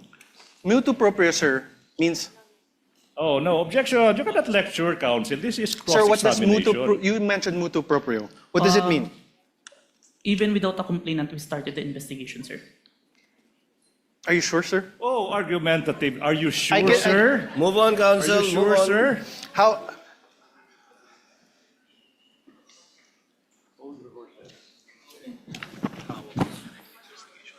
How about direct investigation? What does that mean? Your Honor. Okay, never mind. Directed investigation. What does that mean? There is instruction from above, sir. From? Above. From Above. upper. What does above mean? It may be the DOJ or the higher. Higher. What's higher than the DOJ? Based on that, it's only the DOJ, sir. Based on... You said above the DOJ, sir. No, sir. Above the Sir, NBI, you said above... May I ask for a... Argumentative, reading. Your Honor, Counsel, argumentative. counsel, again, I would have to sustain the objection. It is argumentative. I heard All the right, answer, Your and he meant as a general term above, but referring apparently to only the DOJ in this particular instance. We submit, Your Honor. Please proceed. You confirmed that the NBI Cybercrime Division is the complainant in the case against the Vice President, and that the DOJ filed this with the NBI filed this with the DOJ. Objection, compound, No, Your Honor. That's a no compound question, Your Honor. That was just a statement. Counsel, Oh, kindly wait. exactly. Your Honor, a He's laying statement. the basis for a question. Go to your question, counsel. Sir, the NBI, of course you're from the NBI, is under the Department of Justice. Yes, sir. Your Honor, we can take judicial notice of that. We Your cannot- Honor, if I'm on cross, Your Honor. I know, but on cross. there are things that No, need not be discussed. Your Honor, please. Counsel- Can I, Your Honor? Your Honor, please. Counsel, let's give him some latitude. Much obliged, Your Honor, much Although we obliged. can take judicial notice of that, it's part of his cross-examination. Yes, thank you, Your Honor. The Secretary of Justice is meanwhile the head of the DOJ, correct? Yes, sir. It's the Secretary of Justice exercises control and supervision over the NBI. Yes, but even No, without- no more questions. The witness Yes is or no, answering. Mr. Witness? If you know. Can you repeat, sir? Mr. Witness? The Secretary of Justice exercises control and supervision over the NBI. Yes or no? We are under, sir. But we're independent. So you do not know. Oh, Your Honor, that's sorry. argumentative. So Sir, you are do you- not know? All right, Your Honor. Are you aware of Book 4, Chapter 8, Oh. Supervision and Control of the Admin Code? Your Section Honor. 39. Your Honor, I have no Your Honor. question yet. Yeah. Please. Yeah. Section Counsel for the 39. prosecutor, let the counsel for respondent finish his question. Yes, Your Honor. Section 39 thereof, Secretary's authority. The Secretary shall have the supervision and control over the bureaus, offices, and agencies under him. Supervision and control. Sir, my question is this. Is the NBI, the National Bureau of Investigation, under a bureau under the Department of Justice? Yes, sir. Thank you. And, sir, the President has control over all executive departments, correct? I believe so, sir. The DOJ is one of those executive departments, correct? Yes, sir. And the current President is Ferdinand Marcos Jr., correct? We agree to that. That's judicial notice. Your Honor, please. Yes There's or no no? other Yes, sir. president. We Oh, only he have answered one already, Your president. Honor. Already asked and answered. The head of the executive branch is President Ferdinand Marcos Jr., correct? Yes, sir. The very same Ferdinand Marcos Jr., who you said was an offended party in the case against Vice President Duterte. Yes, sir. So, in other words, the NBI investigated and filed the complaint. The DOJ directed the investigation and will determine whether the case should proceed to court. And the alleged offended party, President Marcos, is the constitutional head of the executive branch, Objection. exercising control over both the DOJ and the NBI. I Your Honor, withdraw, Your objection Honor. I of the- withdraw. of the I withdraw, Your Ground is Honor. the ground I is- withdraw. Oh, Your Honor. It's even more compound question. Nothing to asking object to. several Withdraw, subject Your matters. Honor. Withdraw. Withdraw. Counsel, move on. Sir, you testified earlier that you investigated the Vice President in relation to the press briefing that she conducted on November 23, 2024. Yes, sir. This investigation by the NBI Cybercrime Division was started after the conduct of the November 23, 2024 press briefing of the Vice President, correct? Yes, sir. So basically, to put it simply, the investigation was done after the supposed incident on November 23, 2024. The same day, sir. The same day, but after. Oh, Your Honor, the same day then after. Same, not responsive, Your Honor. Counsel, clarify your question. Same day, The same investigation was done after, later than, the supposed incident on November 23, 2024. Yes, sir. Thank you. You mean to say later that day? Yes, Your Honor. Because how can you investigate something that hasn't happened yet? Correct. Yes, Your Honor. Please proceed. Sir, you're not one of the participants of the press conference on November 23, 2025, correct? Yes, sir. So you do not have personal knowledge about what transpired during that press briefing, correct? It was live streamed, sir. You did not watch that live stream, correct? In real time. Yes, sir. You only acquired knowledge about it when you started investigating later that day. Yes, sir. You also do not have personal knowledge of the alleged threats made by the Vice President during that press conference. Press briefing, sorry. After the press briefing, After. sir. You only acquired knowledge about it when you started investigating. Yes, sir. You also do not have personal knowledge of the alleged assassin that was allegedly hired by the Vice President. It came to my knowledge upon... Personal knowledge, sir. No, sir. Now, during your testimony yesterday, you mentioned that during your investigation on the November 23, 2024 press briefing conducted by the Vice President, you preserved a copy of said press briefing through open source investigation, correct? Preserve a copy through open broadcast software studio. Okay, thank you for that correction. One of the videos that you were able to preserve in relation to your investigation is the screen recording of the November 23, 2024 press briefing conducted by the Vice President, right? Yes, sir. Your Honor, may I move that the very same USB be unsealed and shown by the prosecutor's exhibit P-4-10 be unsealed and shown the witness.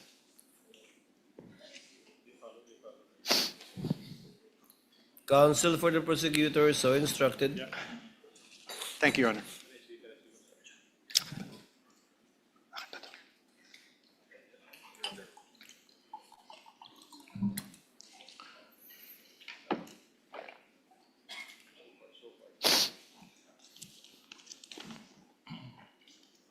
Okay ka lang po.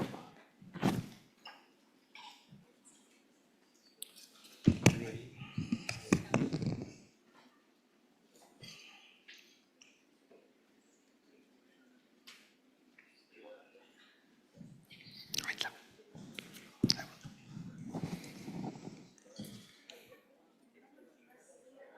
November 20. This is exhibit P-4-10, I believe.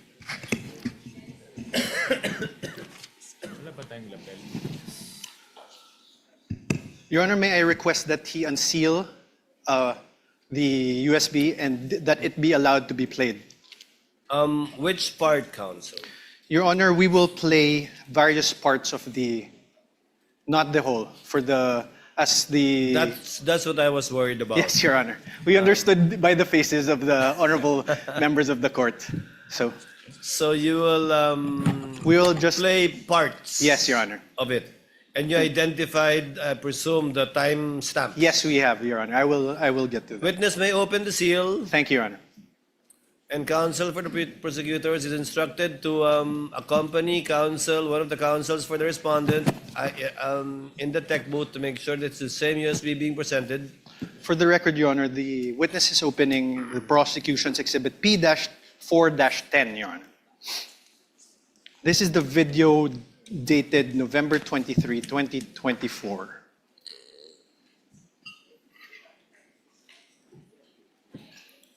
I have unsealed the flash drive, sir. Counsel this with understanding, okay, very much like yesterday, that this USB will again be sealed and signed by both parties. Yes, Your Honor. Your Honor, may request that this be played. Here, brother. Sorry. Counsel for the prosecutors, kindly accompany a representative from the counsel of the respondent to the tech booth to make sure the same USB to be played. Kindly just guide us through, Counsel Attorney Narvaez, as regards the timestamps. Thank you, Your Honor. I will. Please don't forget your promise that it's not going to be the whole 2 hours. Yes, Your Honor.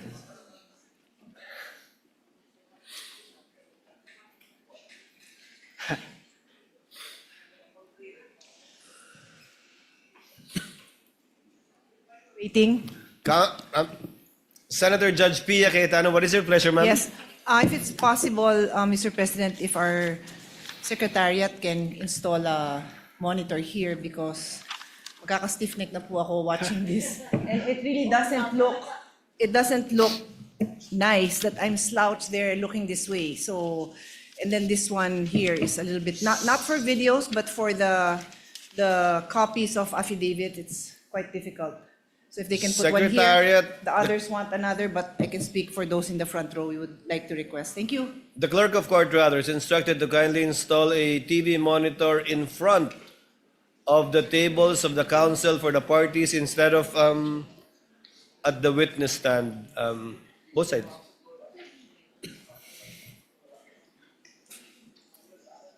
Underneath the table of the counsel for the parties, Senator Judge Pia.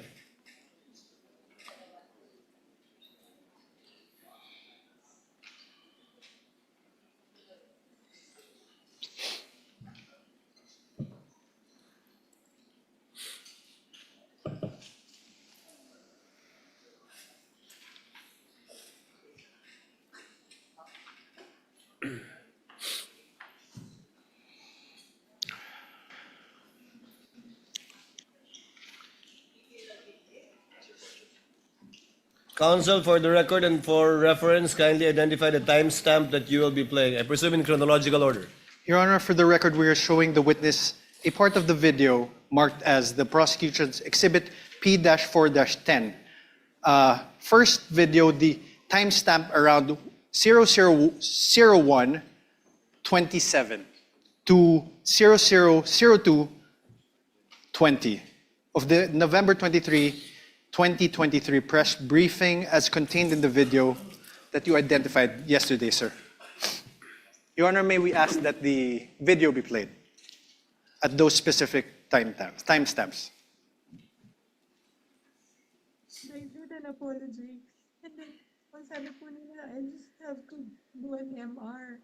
And I did an MR, but they did not rule on it. And then suddenly they have an order transferring me. When ang nauna naman na order ng final ng lawyers namin was an MR to lift that order of contempt. Because they said that was the procedure.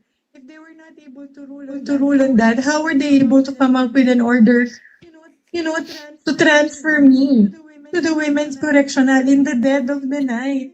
I mean, bakit ganun? Wala na bang rights yung mga tao? They just go to your room and then just get...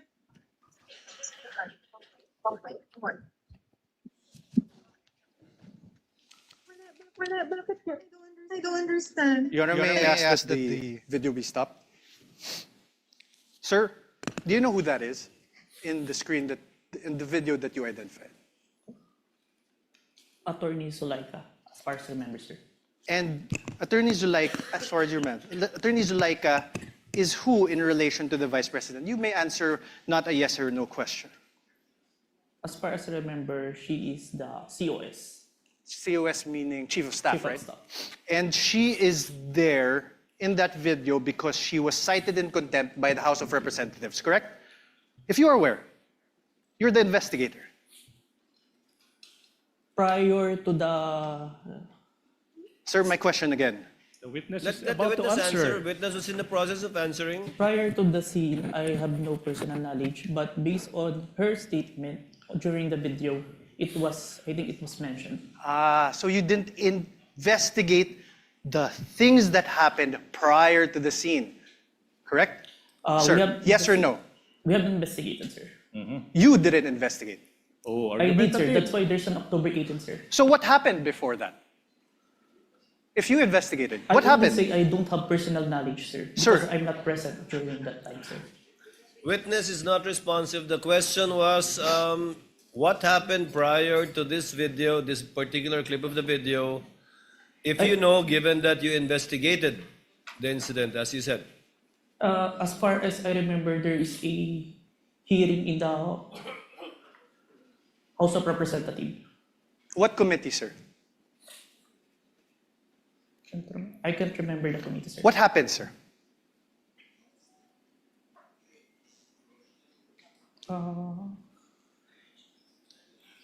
COS was cited in contempt, sir. By who, sir? I can't remember the exact, sir. But you investigated. I withdraw, Your Honor. Can we play, let me show you timestamps around 002832 to 002933. This is the same prosecution's exhibit P-4-10. That is the video you identified yesterday. Your Honor, may we request that that video be played? Hindi ako lalabas. Hindi ako lalabas. Pwede magtanong. And just very quickly, Jason, if I may. Sorry. Go ahead. So after you pushed back attorney, they left the room, no? Tama ba? Did they appreciate that that detail accurately? Because I think alam din naman nila na mali yung ginagawa nila. You don't serve people in the dead of the night. What is that? It served, di ba? Official business hours.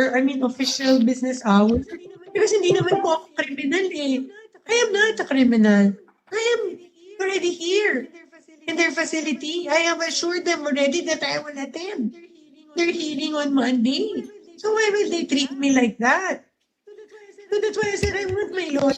I want my lawyer. Talk, please. Sir, did you consider this in making your evaluation in the revised affidavit of investigation dated February 10, 2025? Yes, sir. Thank you. Now let me show you timestamps around 003305 to 003432 of the November 23, 2023 press briefing as contained in the video that you identified yesterday, the prosecution's exhibit P-4-10. Your Honor, may we request that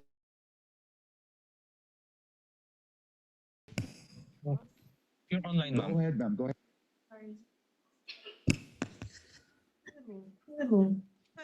I would not have pushed that bed by myself if I did not feel that I was being threatened. My life is being threatened. Alam niyo, I'm sure you saw in the hearing that my back hurts. I cannot parang lift everything. I cannot. But dahil natakot ako, I feared for my life. I really pushed that myself. Because hindi lang to harassment. This is really a threat to my life. They gang up on you in the middle of the night? Huh? How is that done? Isn't that a threat to my life? Alam nila that I'm sick. I have said that repeatedly when the doctor came here. Stop. Thank you. Sir, did you investigate the threats to Attorney Zulaika's life? We need a complaint for this one. That's why Yes or no, sir? Did you investigate? we did not, because there's no You did not. complaint. Okay, thank you. The motto pro. No question, sir. If the witness may be allowed to answer, Your Honor. I had no question. Already answered. Did you consider this part in making your evaluation in the revised affidavit? Asked and answered. He said This is yes a different earlier. part, Your Honor. This is a different part. Did you Witness may consider answer. this part in your evaluation in the revised affidavit of investigation dated February 10, 2025? Yes, sir. Okay, so despite considering these parts of the aforesaid videos, the NBI still recommended the filing of complaints for grave threats and inciting to sedition only against the Vice President. Yes? May I qualify my answer, sir? No, sir. Yes or no? There's a reason why I... Sir, your counsel may ask you questions. This is my turn. Proper Sir? subject matter for redirect. So, despite Counsel, considering these parts of the videos shown to you, the NBI still recommended the filing of complaints for grave threats and inciting to sedition against only the Vice President. Yes, sir. Now, in the revised affidavit of investigation dated February 10, 2025, in page 15, paragraph 40 thereof, it is stated there, and I quote, "We unanimously believe that Vice President Duterte may be held liable for grave threats defined and penalized under Article 282 of the Revised Penal Code and inciting to sedition defined and penalized under Article 142 of the Revised Penal Code in relation to RA 1017-5 or the Cybercrime Prevention Act of 2012. You see that, sir, right? Yes, sir. This conclusion was reached by you together with other affiants of the revised affidavit of investigation dated February 10, 2025, correct? Yes, sir. Now, sir, you mentioned that you're not a lawyer, right? Asked and answered. Asked and answered. To date, Move on, we are counsel. aware, are you aware if any court has convicted the Vice President for grave threats over what transpired on November 23, 2024? As far as I know, not yet, sir. Not yet. As far as you know. Mr. Witness, as far as you know, no. No, sir. Proceed, counsel. To date, thank you, Your Honor. To date, are you aware if any court has convicted the Vice President for inciting to sedition over what transpired on November 23, 2024? No, on my personal knowledge, sir. Thank you. But you're the complainant, right? Argumentative, Your Honor. I was just asking. Sustained. Move Asked on, and counsel. answered. Argumentative. Then you withdraw your question. Improper. Attached to the revised affidavit of investigation, which you identified and submitted to the DOJ and the Committee on Justice, is your affidavit of transcription of the press conference on November 23, 2024. I am showing you this now. For the record, sir, Your Honor, I will show the...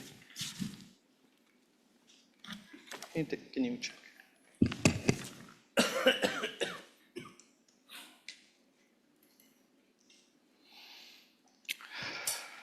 Sir, please take a look.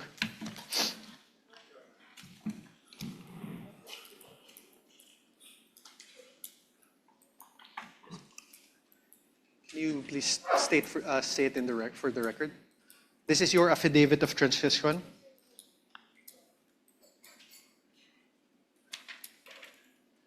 Yes, sir. This is a photocopy of my affidavit of transcription, sir. Transcript.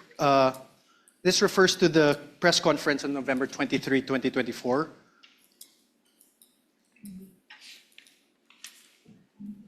Yes, sir. You signed this on December 20, 2024. Yes, sir. Sir, please take a look at your paragraph 2. Let's read it together. In relation to the ongoing investigation, the undersigned was tasked to transcribe the screen-recorded video of the press conference of Vice President Sara Duterte on 23 November 2024, which was saved on a DVD. You read that, sir? Yes, sir. On paragraph 3 thereof, let's read it together. Undersigned transcribed the video mentioned above which resulted in a CCD transcript hereto attached. Yes, sir. You read that, sir? And 4, I hereby certify that the above-mentioned digital evidence has been faithfully transcribed and that has not been edited, altered, or changed in any way. Did you read that, sir? Yes, sir. And I am, on number 5, paragraph 5, I am executing this affidavit to attest to the truth of the foregoing facts and circumstances and for whatever legal intent and purpose it may serve. Yes, Did you read that, sir? Yes, sir. These statements of yours, this affidavit of yours, these were all done under oath, correct? Yes, sir. And you were offered as an expert in digital forensic examination with a whopping 2 weeks of training. Do you confirm that that transcription of the screen-recorded video of the press conference of VP Sara Duterte on the 23 November 2024 has been faithfully transcribed? I don't remember that I was introduced as expert, but a competent witness. Okay, sir, but my question is, the press conference of VP Sara Duterte, that the transcription of the screen-recorded video of the press conference of VP Sara Duterte on 23 November 2024 was faithfully transcribed by you? Yes, sir.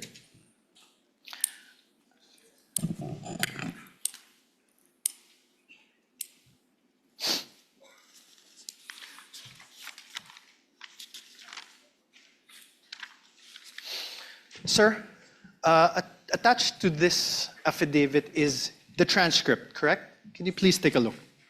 Yes, sir. And Your Honor, may I ask again that the video, parts of the video be played of the press conference on November 23, 2024. Let's go through it together, sir. Where's the timestamps?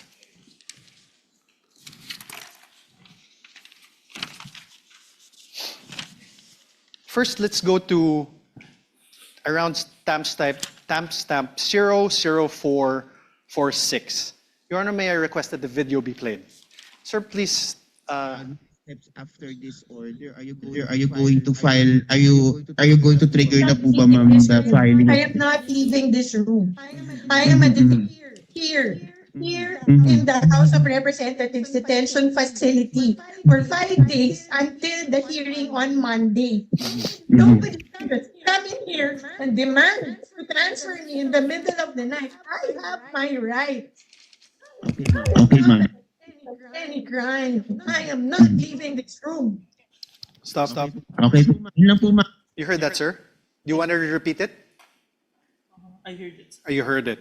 Sir, in the first, you see also where that part is? Can you see it? Start with the question with Red Mendoza, sir. Okay, after the Zuleika Lopez. Did you hear that? Yes, sir. Okay. Mr. Witness, kindly speak to the mic. Yes, sir. Yes, Your Honor. You heard, she said, I am not leaving this room. I am a detainee here in the House of Representatives detention facility for 5 days until the hearing on Monday. That is the first sentence, sir. My question is this. Does your transcript have the words a detainee? Can you repeat the video, sir? Okay, let's do it. Please repeat. Please play for the video again, please. Instructed to kindly play the video timestamp identified by counsel for respondent. You're going to trigger na po ba, ma'am, the filing? I am not leaving this room. I am here in the House of Representatives detention facility for 5 days. That part that the detainee is inaudible. The only I heard. That's You why. heard the, correct? Yes. Are the words or the sounds there? Here. Huh? Here. Yes. Here. Okay. Please play. How about the last part of the paragraph? She said, I have my rights. I am not accused of any crime. I am not leaving this room. Does your paragraph in your transcript have the word accused after not? Can you play the video, sir? Please play the video again. Speak to the microphone. Tech is instructed to play the video. Witness is instructed to speak to the mic. Demand to transfer me in the middle of the night. I have my rights. I am not accused of any crime. I am not leaving this room. More. Play, please. Okay po, ma'am. Yun lang po, ma'am. Thank you po, ma'am. Wait. Yeah. Back. Any other question? 0446, please. I'm sorry, ma'am, kasi I understand, ma'am. Ma'am, this is my last question, and I'm very much sorry. I'm so triggered na po ba, ma'am, the filing. I am not leaving this room. I am here in the House of Representatives detention facility for 5 days until the hearing on Monday. Nobody can just come in here and demand to transfer me in the middle of the night. I have my rights.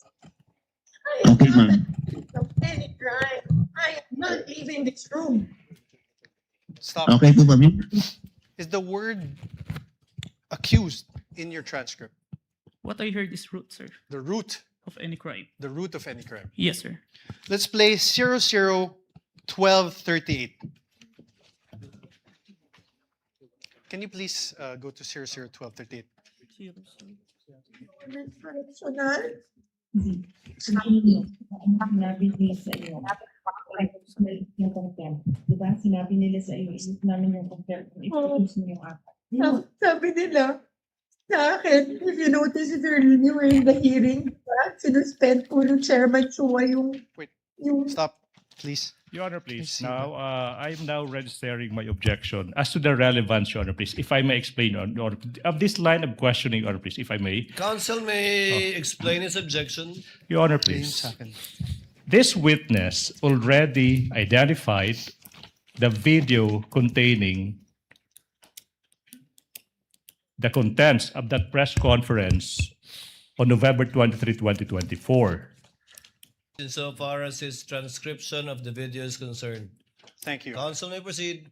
Thank you.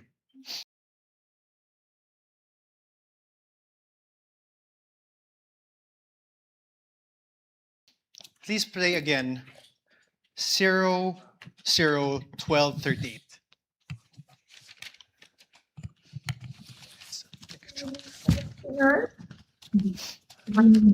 Sinabi nila sa iyo. Yung contempt. Diba? Sinabi nila sa iyo, isip namin yung contempt. I-produce mo yung apat. sabi nila sa akin, if you notice, if you're reviewing the hearing, di ba? Sinuspend po ng Chairman Chua yung session. Tapos, nung sinayin po ako ni Congressman Castro in contempt, then after that, nag-rule sila. Tapos, then sinuspend niya. Tapos, lumapit po sila. Nag-huddle sila. And then, they called my lawyer. And then, told him na kausapin ko. So, lumapit ako. And I really apologize. I said, you know, that letter to the Commission on Audit was really a position of the agency. It is our stand. Like all, di ba? Like, meron kang points na gusto mo i-raise. We respectfully parang raised our points to the Commission on Audit. Alam ko, hindi naman po yung mali kasi that was our right as an agency. Because there was an ongoing audit investigation. Pero hindi naman namin kinukuha.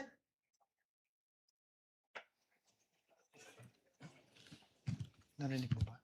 Narinig mo? Did you hear the Vice President speaking?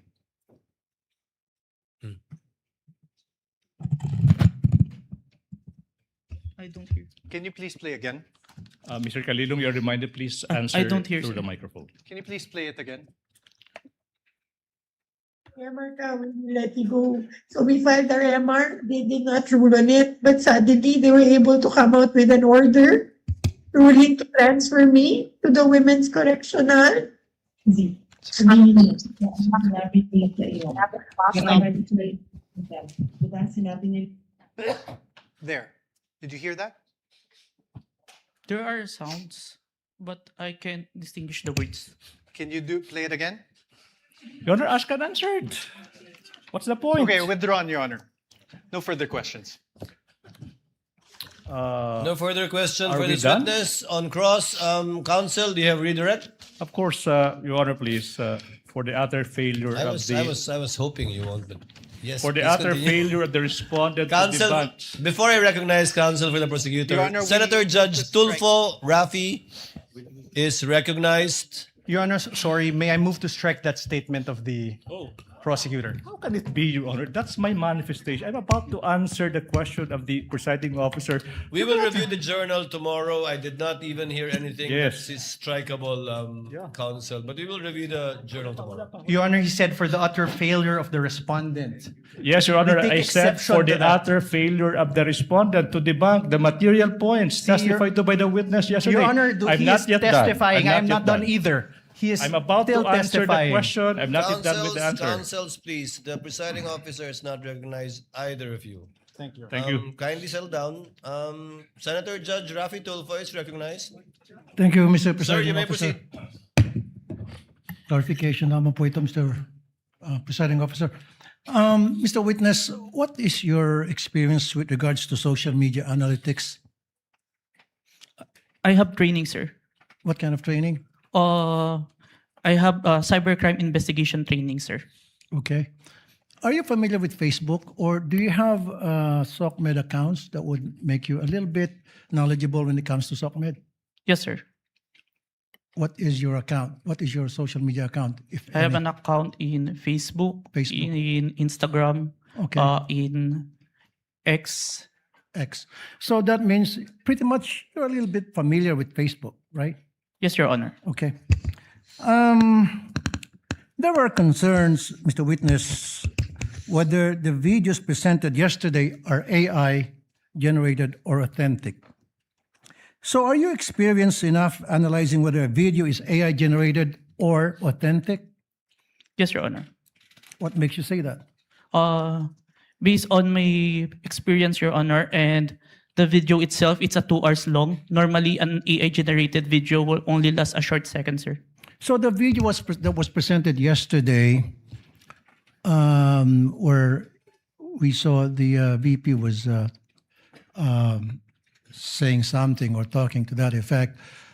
Did you do something, or what kind of system did you observe or follow to ensure whether that video was AI generated or authentic? Based on personal observation, sir. Personal observation. Yes, Your Honor. Okay, a few more questions. Therefore, will you be able to say that the video presented yesterday were AI generated or authentic? The video presented today is what it is being seen on the Facebook, sir. Okay. So, based on your affidavit, you mentioned that the NBI subpoenaed some members of the media who are participants of the online press con on November 23, 2024, right? Yes, Your Honor. And subsequently, you said that you questioned and investigated these persons regarding the conduct of that press con. So, based on what you gathered from your investigation, so I have a few questions, right? Yes, Your Honor. Who set up the press conference? Based on our interview, sir, it is the Office of the Vice President, sir. So it wasn't spur of the moment? Press con? I can't confirm, sir, but it's the response of the media personnel that we interviewed. Okay, who invited the participants? If my memory serves me right, it's JC Kahinhinan, sir. Okay. Who is JC? Staff of the Office of the Vice President, sir. Okay. Who are the participants? And how many participants were there, if you can remember?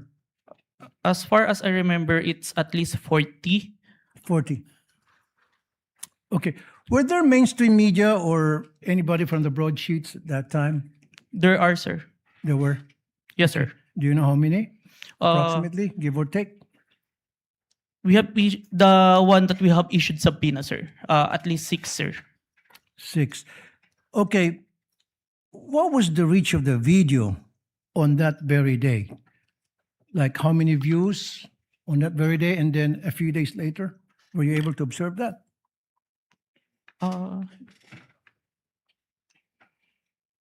I can't remember, sir. You can't remember. Okay. How did it spread? O paano kumalat sa SOCMED yung videos that was presented yesterday, as far as you know, when you did an investigation? It became trending, sir. It became trending. And my last question is, kasi in-establish dito is inciting to sedition on top of yung sa sinasabing grave threat. Ano yung mga comments na napansin mo doon sa video? Can you give us an example? One of the comments, because on the video November 23, there were mentioned about people power when asked a question by Princess Maui. And the Vice President agreed, and ang laban ay wala sa EDSA, nasa Malacanang, and there are responses from the comments, but it's not documented. That is agreeing, sir. No further question, Mr. Presiding Officer. Thank you, Senator Judge Tulfo. Senator Judge Aquino, thereafter Senator Judge Pangilinan. Senator Judge Aquino has 2 minutes. You may proceed, sir. Maraming salamat, Mr. Presiding Officer. Mr. Calilong, kanina may nabanggit na 2 affidavit, isang January at isang February. Yung January ay binalik sa inyo, tama po ba? Yes, Your Honor.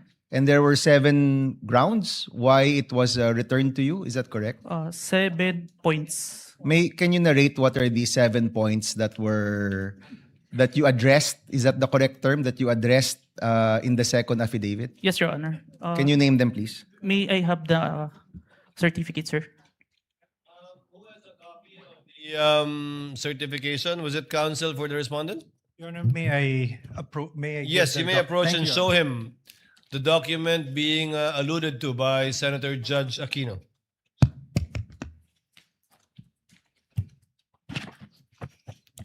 Note 1. There is no affidavit of the person who recorded the video entitled BP November 23 Press Con at Batasan through open broadcast Super Studio and in turn stored in the DVD.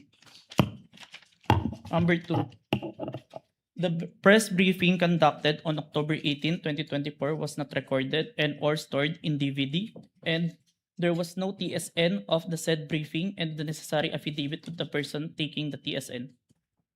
Number 3, Annex I and K DVD with markings NBI CCN-C-24-12436-2 and NBI-CCN-C-24-12436-2 were not accompanied by an affidavit of the recorder and the TSN.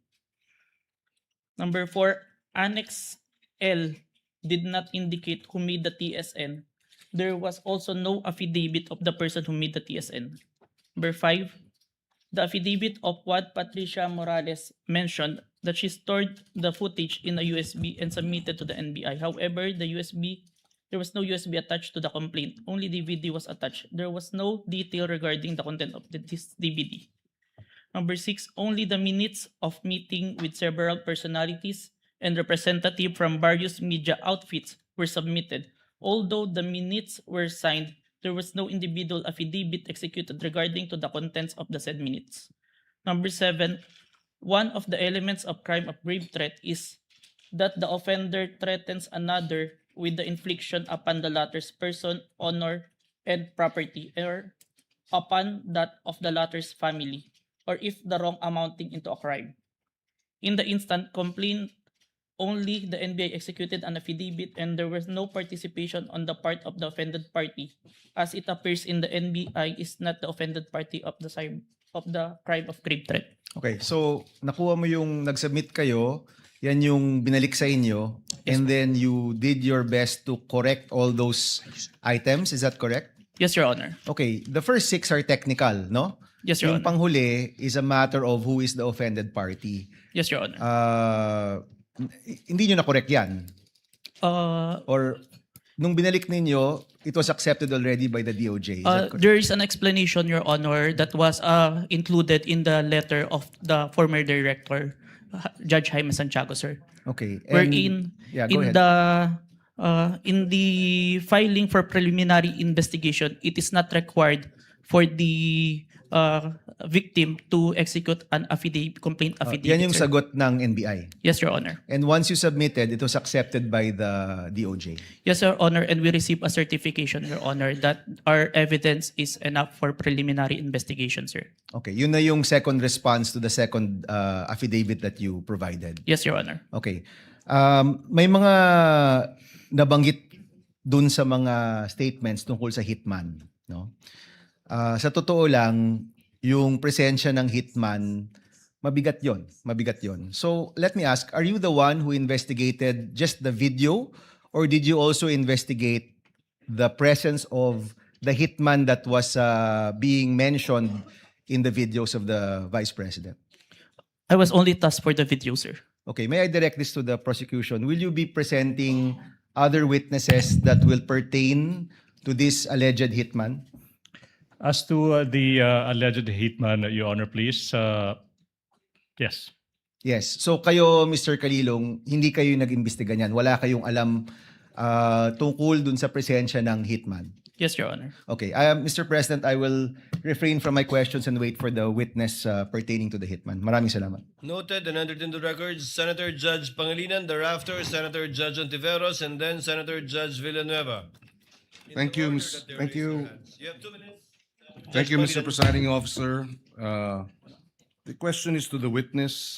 Kanina tinanong sa iyo ng defense counsel or counsel for the respondents na kung ikaw ay abogado.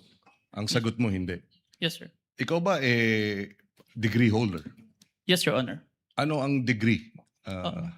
Bachelor of Science in Accountancy, Bachelor of Science in Accounting Technology, and I'm a certified public accountant, sir. So you're a certified public accountant. Yes, sir. Kahapon, tinanong ko sa iyo yung training. No? Kasi nabanggit mo, nagkaroon ka ng mga training. Ang nabanggit mo kahapon, 2 weeks ng training. Yes, Pero on what matter? Only on photo and video authentication, sir. Okay. Meron pa bang ibang training na ikaw ay you went through bilang expert or competent witness sa usapin ng digital technology, cybersecurity, online training? Meron ba? Yes, Your Honor. Anong mga ito? I mentioned that I have a training in Certified Computer Hacking Forensic Investigator. I have a training in Computer Forensic, Mobile Forensic, and Photo and Video Authentication training. I have also training in cybercrime investigation. We also undergone a 480 hours training on cybersecurity. And a training before we start the bureau, we have undergone the NBI Academy, which teach us all the aspects in investigation, sir. Okay, and siguro last question. Ang training na ito, puro local ba o meron ding training sa ibang bansa? I have an international, sir, recently. Ano yan? It's a training in Strasbourg. Okay. The name of the training is...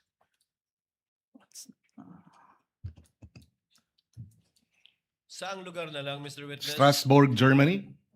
France? Strasbourg, France, sir. Oh. It's a 5 days training, sir. And meron pang ibang international seminars na inattendan mo? International, sir, but it is conducted locally, the Interpol, sir. Interpol? Yes, Your Honor. Okay. I have no further questions. Thank you, Senator Judge Salamat. Pangilinan. Senator Judge Ontiveros is recognized. You may proceed, ma'am, and you have 2 minutes. Salamat po, Mr. Presiding Officer. Para sa Counsel for the Defense, Mr. Presiding Officer, just for clarity, ano pong relevance nung video na ipinakita ni Attorney Zuleika Lopez? Sinasabi po ba ng depensa na yung mga alleged threats o alleged incitements ni VP Duterte ay prompted nung detention ni Attorney Lopez? Yes, Your Honor. There was a systematic oppression made by the House of Representatives dating back from their even before their mini trial, Your Honor. The committee headed by Representative Joel Chua began investigating the Vice President and her people, even when Attorney Zuleika Lopez was being interviewed by the House Committee of Quadcom Committee, Your Honor. Even if she was answering the questions faithfully and to the best of her ability, she was cited in contempt, detained. Her lawyer was not allowed. Her lawyer was not allowed to be with her when they were trying to detain her in the women's correctional facility, Your Honor. So, Mr. Presiding Officer, Counsel for the Defense, position po ba ng depensa na pwedeng palampasin ang alleged grave threats kung may masasabing lehitimong dahilan para magbanta? Your Honor, that is not the point. No. Mr. Presiding Officer, I am making a point through my question and I am asking the good counsel for the defense dahil sinabi nila there was a systematic oppression that yes, yan po ang nag-prompt nung alleged grave threats and alleged incitements ng Vice President na prompt po ng detention ni Attorney Lopez na kanyang inilarawan sa ipinakitang video kanina. Kaya itinatanong ko kung yan ba ang posisyon ng depensa na pwedeng okay lang or pwedeng tanggapin ang grave threats kung may masasabing lehitimong dahilan para magbanta. Yes, Your Honor. Before counsel Yes, for Mr. Presiding responded answers, although he already answered in the affirmative. No, Your Honor. I was just referring to before. Would like to remind the senator judges to be cautious in making counsels for either party make conclusions of law and fact. Instead of presenting evidence through a witness, they will present or through direct, cross, redirect, or recross. Because if he answers Senator Judge Ontiveros, that would effectively place on record a conclusion of fact and law, not drawn from a witness, which they can very well do so during their closing remarks. And when I allow him to speak by way of repartee to the peroration yesterday and discussion yesterday by counsel for the prosecution. But other than that, as agreed with some of the senator judges, we would try to limit the answers of the counsels for the parties. With your indulgence, Senator Judge Ontiveros, please. I submit, Mr. Presiding Officer, may I just in closing make of record that I also appreciated and also submitted to the ruling of the presiding officer yesterday because I appreciated that it partook of the history of impeachment proceedings in this court.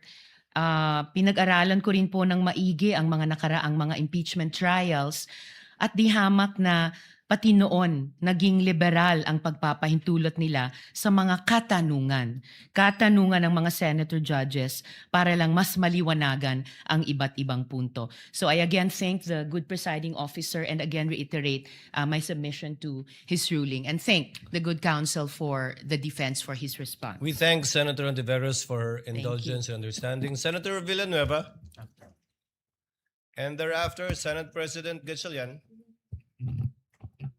You may proceed, sir. You have 2 minutes. Thank you, Mr. President, Mr. Presiding Officer.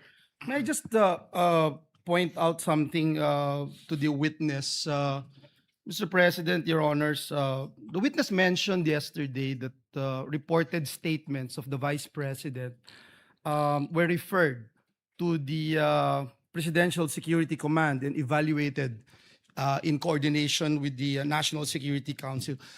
Just to assist the court in evaluating the relevance and weight of the government security response in determining whether the respondent's conduct constitutes an impeachable offense.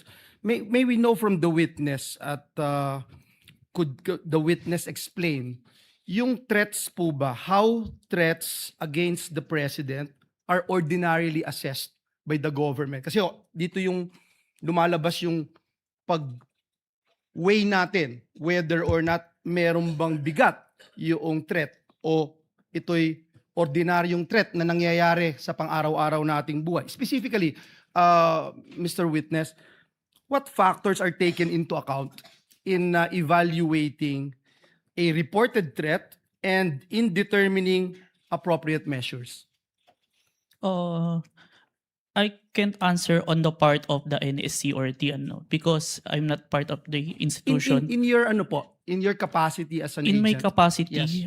one of the consideration if it's a active threat, if it's the one giving the threat is capable of doing so. Meaning, If someone high-ranking officials, and if you say an hierarchy can have official, a capability or power over to implement those such threat, it is considered, sir. example, a mayor, perhaps? Would you say a high-ranking official? A congressman? Not- Or yung basihan po ng kanyang threat. Kunyari, ang threat ko, dadalhin kita doon sa buwan. Wala naman akong space shuttle. So, wala din pong bearing yon. Is that the correct assumption? Not only, sir, but also how it was delivered, sir. Like what was mentioned in that I mentioned previously, it was mentioned that no joke, no joke. It's a serious.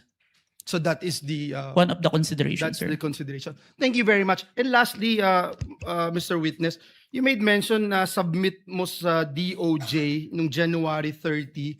Is it the same affidavit that you submitted to the HOR? The one that submitted to the HOR is the affidavit dated February, sir. So that's the latest. Yes, sir. The one that complied with the requirements of the DOJ, sir. Thank you very much for that clarification. Thank you, Mr. President. Thank you, Senator Villanueva. Before I recognize Senate President Gatchalian and thereafter Senator Erwin Tulfo, may I remind Attorney Narvasa that your 5 minutes, you will be given your 5 minutes after the questions of the senator judges and before we recognize the counsel for the prosecutor for his redirect. Senate President Gatchalian is recognized. Your You may Honor. proceed, sir. You have 2 minutes. Thank you, Mr. May I be Presiding clarified? Officer. I believe that we would do it after recross. So You it's- want, I heard cross. Sorry, After Your we Honor. cross. Yes, Your Honor. Thank you, Your Honor. Better for us. Yes, Your Honor. Thank you, Mr. Presiding Officer. I just have a few questions, clarificatory questions. Narinig ko ho kanina ginong testigo na nasabi niyo may 40 media personalities doon sa press con. Tama po ba? Yes, Your Honor. Pero ang inyong inimbitahan, 6 lang. Yes, Your Honor. Bakit 6 lang? The 40, we see the number of participants, but the number of person who asked the Vice President during that time, it's limited. And we consider who we sure that is present during that time, Your Honor. Meron bang kayong criteria kung paano pipiliin itong mga media personalities or kung sino lang ang nagtanong? Kasi kahit hindi ka naman magtatanong, nandoon ka naman, naririnig mo yung mga diskusyon, meron ba kayong mga criteria kung paano pumipili ng media personalities? Yung sure po namin na present during that time, kasi kapag hindi po kasi kayo nagtanong, hindi po magpa-pop up yung mukha nyo tsaka yung pangalan nyo. Okay. At itong mga 6 na sinupinan ninyo, ano yung kanyang common statement na ibinigay? Kinonfirm po nila na present sila during the November 23, 2024 press conference, and yung utterance po ni Vice President narinig po nila. Okay, I believe ilan dito sa mga personalities ay ipapatawag rin. So tatalon ako sa ibang topic. Nakita ko kanina itong tungkol sa max score interventures at nakita ko kanina pinakita yung Articles of Incorporation, mukha siyang supplier ng equipment. Ngayon, nasabi rin na doon ka nag-training for 2 weeks. Sino nagbayad ng training? Sir, the training is included in the procurement of digital forensic tools. In the procurement document, it ni-require po si MaxCore na mag-provide po ng training included in the equipment, sir. Yung paggamit ng equipment. Tsaka yung yung process po ng digital forensic as a whole. Yung kanya lang sila ba ay 'di ba sa mga IT, let's say Oracle, alam natin kilala yan pagdating sa IT. Si MaxCore ba ay kilala pagdating sa digital forensic training?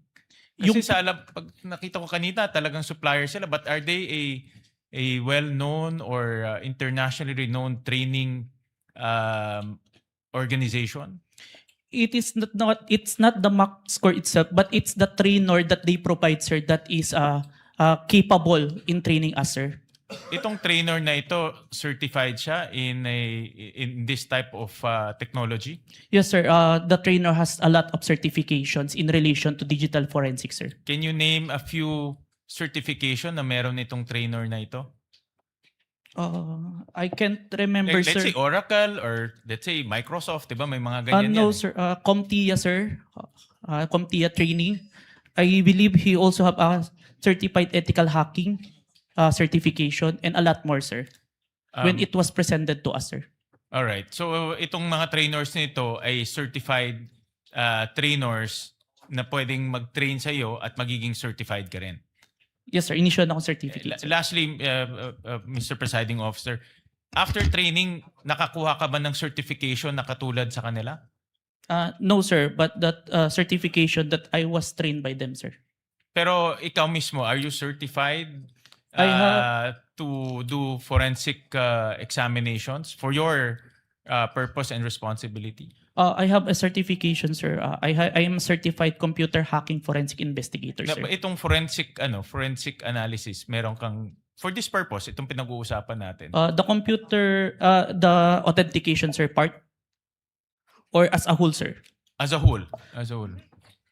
I have a certification in computer hacking, sir, specific. But I have trainings in relation to the... Iba yung hacking eh. Yung pinag-uusapan natin, forensic examination ng video, forensic examination ng mga ganitong bagay. Meron kang certification doon?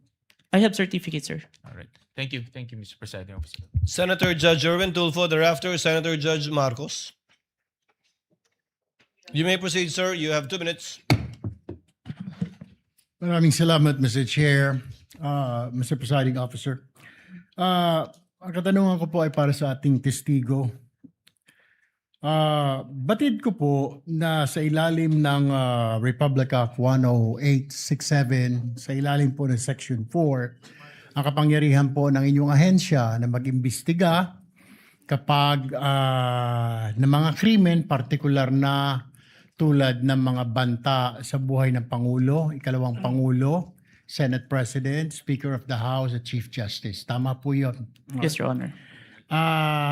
Kahit na lalo pat pag ito ay may kaugnayan sa national security. Tama po? Yes, Your Honor.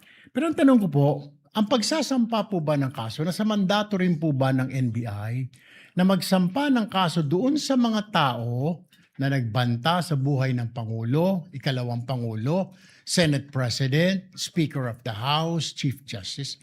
Is it automatic or kailangan mag-request sila sa inyo? Matic ba yung pagsasampa ng kaso doon sa nagbanta? In this case, is it automatic or wala lang, kasama sa mandato niyo to file charges dahil binantaan mo Pangulo o si Vice Presidente kung sino mang yang 4 na matataas na opisyal natin or 5 matataas opisyal natin? Ang basis namin doon, Your Honor, is yung primary objective namin to investigate cases to the threat to the President, Vice President, Senate President, Supreme Court. And if we found that the evidence is enough that there is a crime committed, we will file a case because that's the output of our investigation, sir. Kahit po ba na hindi yung biktima, in this case yung Pangulo, biktima ng threat, kahit na hindi siya nagreklamo, automatic po yun? Kahit na hindi siya nagreklamo sa inyo? Yes, Your Honor. Okay. Hindi nyo na siya kailangan tanungin pa na, Sir, gusto nyo po bang kasuhan namin ito? Wala nang gano'n. You will never ask. Sabihin natin, hindi lang Pangulo, Vice Presidente. Nangyari din sa Vice Presidente o sa Speaker of the House, sa Senate President o sa Chief Justice. Hindi nyo naman lang siya afford to ask him like, Sir, will you go to the process? Kasi magpa-file ka po ng mga affidavit. This is a long process, etc. Kahit na Pangulo ka po, may pipirmahan ka mga affidavit.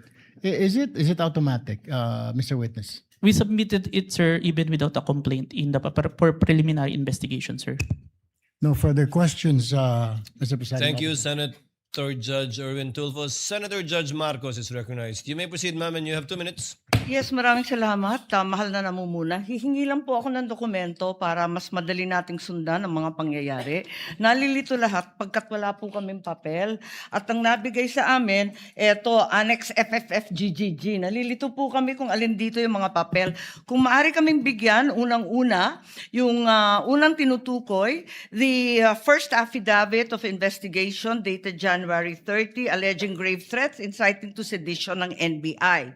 Ikalawa, yung napasok na yata sa record, pero nais rin namin bilang Senator Judge na magkaroon ng kopya ng DOJ certification signed by Prosecutor Bandung February 5 na nagbigay ng 7 grounds na insufficient for preliminary investigation. Ikatlo, yung naibigay na. Ito klaro to, naibigay po ni Mavic at ng iba pang staff natin. Yung February 10, yung ikalawang amended na ibinigay na revised affidavit of authentication, February 11. Ngunit sabi ni testigo Kalilong na merong kasama ito na wala rito sa record natin at sana maibigay si Senator Judge. Ito yung sulat kasama nung second revised affidavit of authentication. Ito naman yung sinasabing sulat ni Santiago K. Padulyon ng DOJ na nagsasaad na hindi kailangan na may private complainant yung sina Presidente, ang First Lady at saka yung dating Speaker dahil base sa kaso ng Santos Concho versus DOJ na 2008, hindi daw kailangan yung private complainant. May we also have a copy of the same. Finally, may we urge that a copy also be given of February 14 certification of DOJ asserting that the revised affidavit of investigation was finally sufficient. Nais lang namin na makita yon at alamin yung investigation data, huling-huli, nung March 7, almost a month after the submission of the affidavit of authentication, kasi halos isang buwan bago utusan na magkaroon ng investigation data form. Sana may kopya rin tayo noon. To respond to Senator Judge Marcos, what the court has copies of are the pre-marked documents that the parties pre-marked during pre-trial, but not documents that have not yet been pre-marked.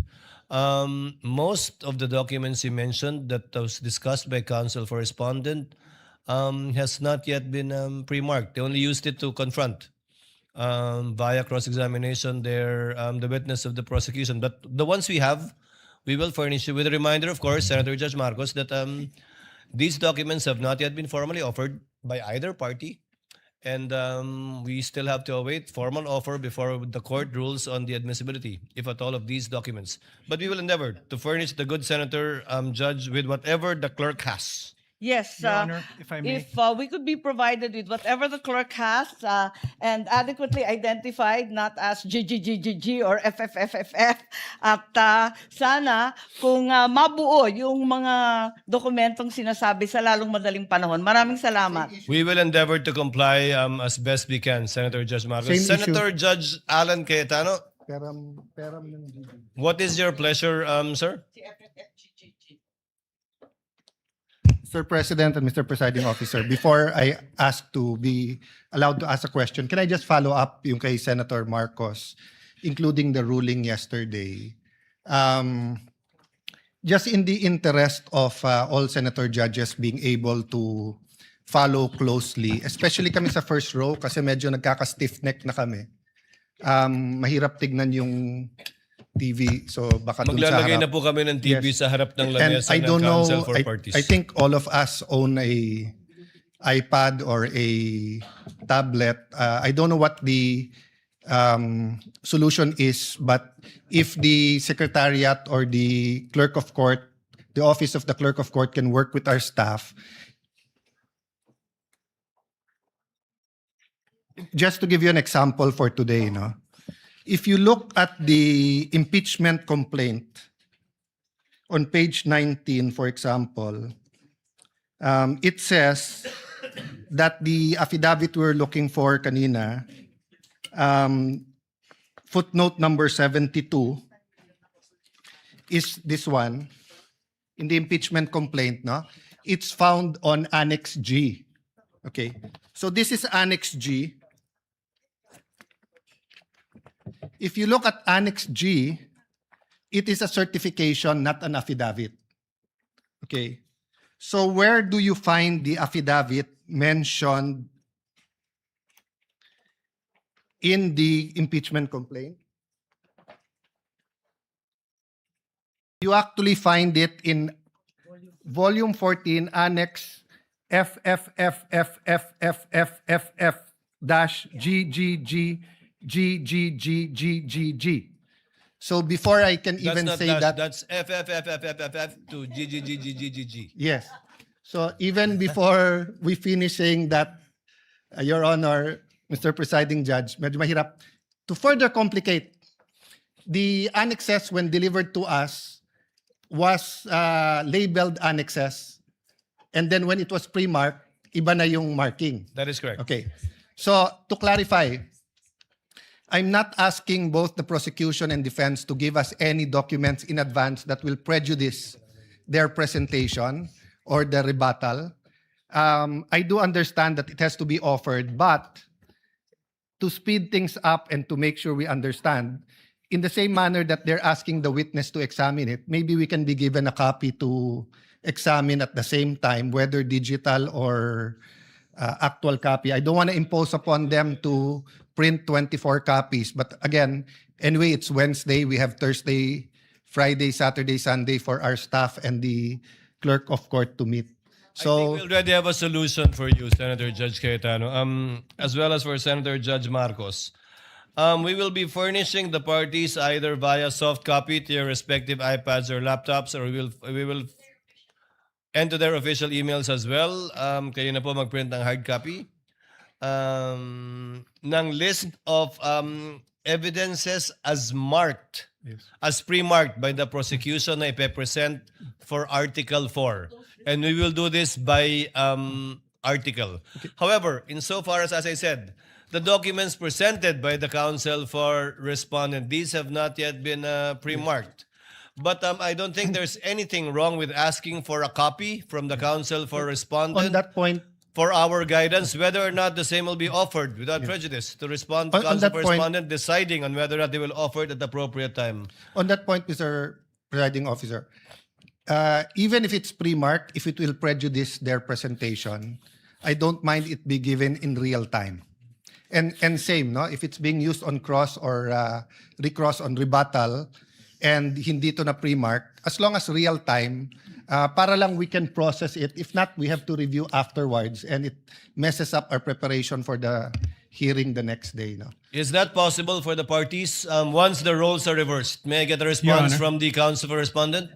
Your Honor, first we'll clarify everything that was showed today was pre-marked by the respondent. That's not my understanding, because the DOJ letter you pre-marked is different from the DOJ letter that we have pre-marked. But we'll verify. So everything was pre-marked? Yes, Your Honor. But you presented a document that was not pre-marked either by the prosecution or the defense. Walang marking eh. I presented all that.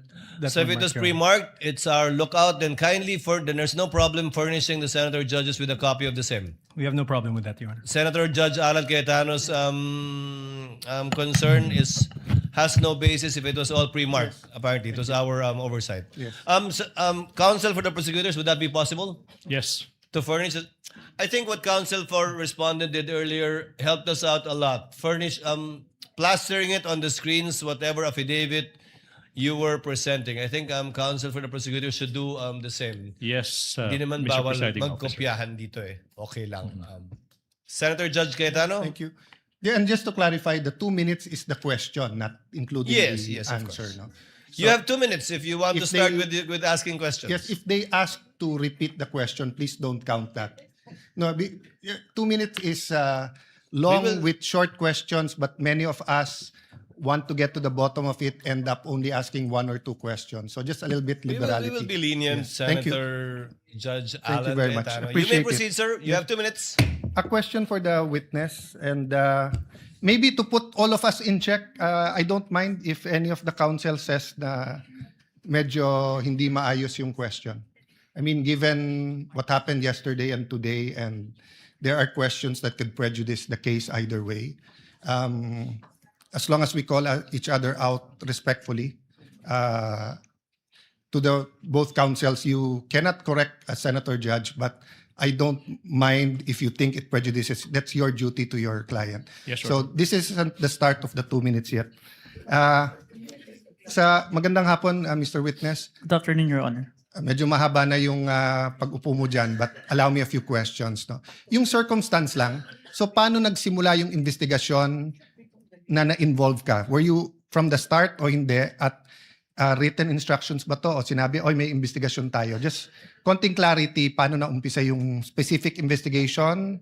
And was it based on the November 3 video? Tama ba? November 23, Your Honor. Okay. It all started, I received a phone call, sir, from my executive officer that there is a video wherein there is a statement given by the Vice President, which is classified as threat, and I was tasked and assigned to investigate the case, sir. Okay. So basically, ganun yung pagkasabi na I'm tasking you to look at the video, investigate. Yes, Your Honor. Were you working alone or with a group? With a group, Your Honor. NBI group? Yes, Your Honor. And was this, is there an interagency also or just purely NBI?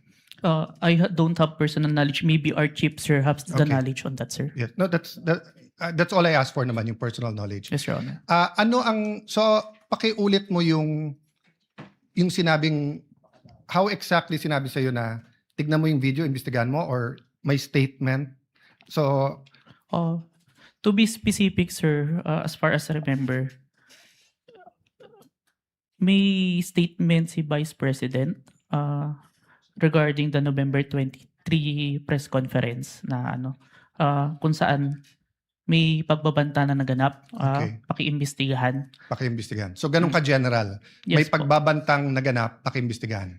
Yes po. And you proceeded by watching the video. Yes, Your Honor. And when you watched the video, you got to the part na may pagbabanta.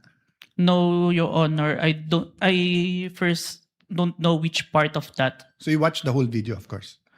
First, the clippings, Your Honor. Okay. Then I look for the whole video, Your Honor. Then you watched the whole video. Yes, Your Honor. And thank you for your honesty. So after the clipping, tapos the whole video, what did you do next? You reported or you made your recommendations? I don't understand the process lang kasi.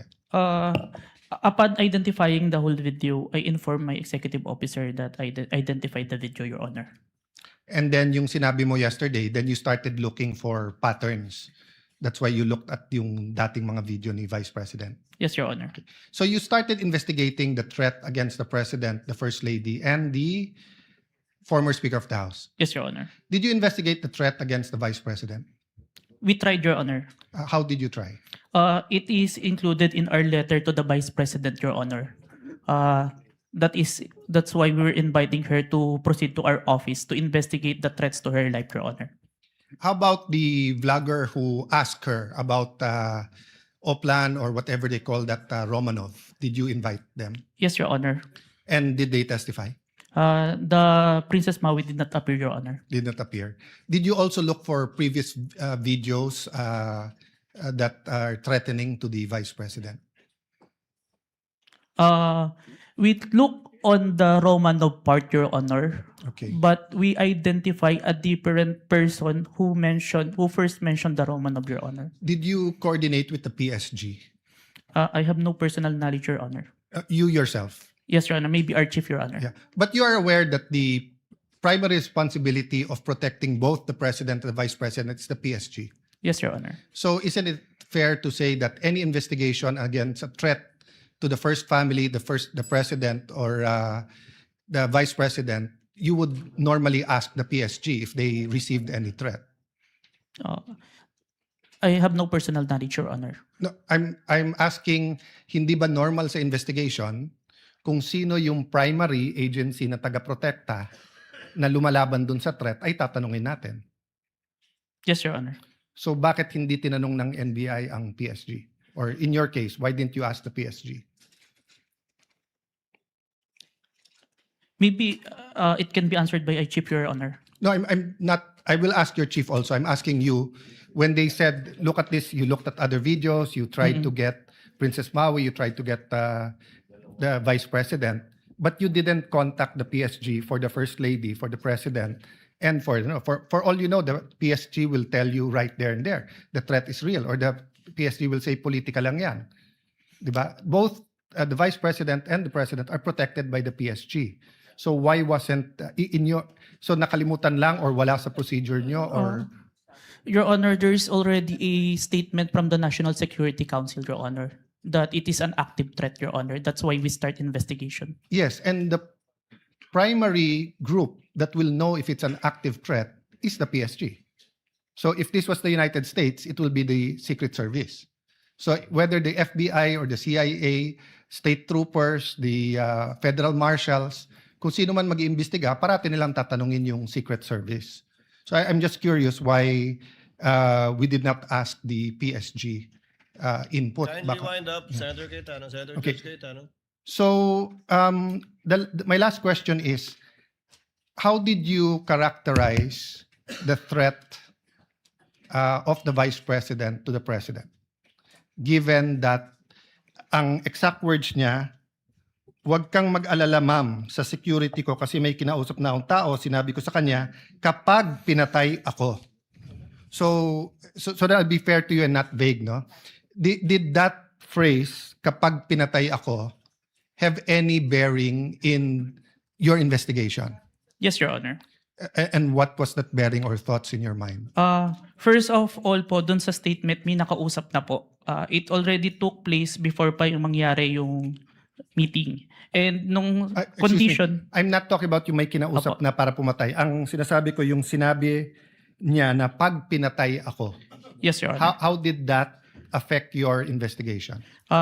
There is a condition na kapag pinatay siya. But as we can see, it's only applicable if there is only two parties. The statement make a loophole wherein a third party can use that na kapag namatay si BP, ma-execute ngayon yung statement ni BP na may nakausap na siya without the participation of the one mentioned, the President, the First Lady, and the Speaker of the House, Your Honor. That's fair. But what I'm saying is that in your reports, did you characterize it as a conditional threat? Kasi kung hindi naman siya pinatay, the logical implication is that there's no threat against the... So I'm not saying it's not illegal, immoral to contract a killer. I'm just trying to follow the logic na pag sinabi kong pakukulong kita, Mr. Witness, pag nagsinungaling ka under oath, then it's actually not a threat. It's a legal... I'm just telling you the law, di ba? Pero pag sinabi kong pag hindi ka sumunod sa akin, ano yung kita. So that's my last question lang. So how did you characterize that? It wasn't a conditional in your mind because may kinausap na? Even with or without, sir, it's still considered a threat as long as the I person... have no doubt there. I'm just asking, is it a conditional threat?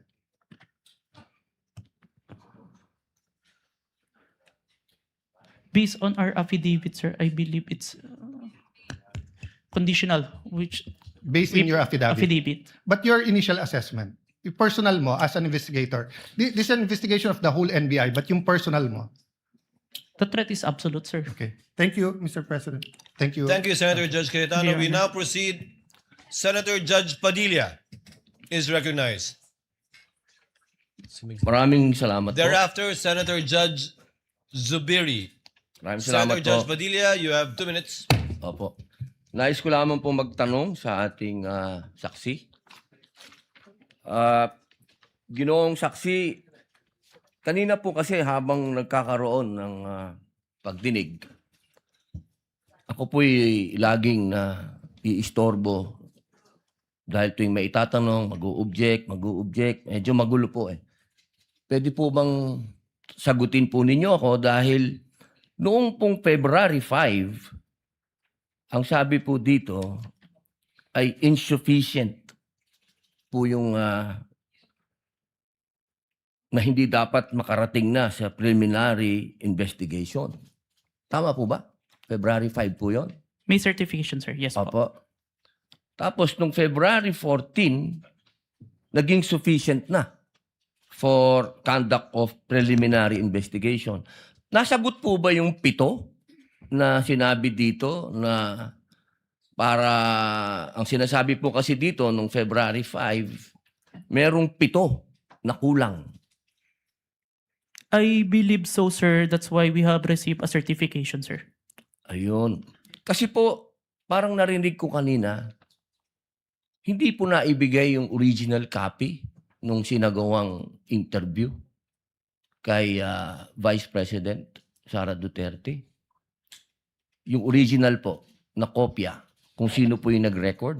Wala po kayong affidavit? Meron po ba kayong affidavit na nakuha nyo? Yes, sir. Ako po yung ang inire-request po ng DOJ dyan is affidavit po nung nag-screen record, which is my affidavit, Your Honor. Meron po siyang affidavit? Ako, sir. Ako po yung nag-execute, sir. Hindi po yung mismong tao? Yes po. Ang hinihingi po kasi ni DOJ is kung sino yung nag-screen record through OBS, sir. Hindi po yung mismong tao? Yes, Your Honor. Kayo lang po yung nag-affidavit? Yes, Your Honor. Pero meron po kayong pagkakataon ba na nakausap niyo yung tao at nagbigay siya ng affidavit? May I clarify, Your Honor, if sinong tao yung tinutukoy? Yung nag-record po?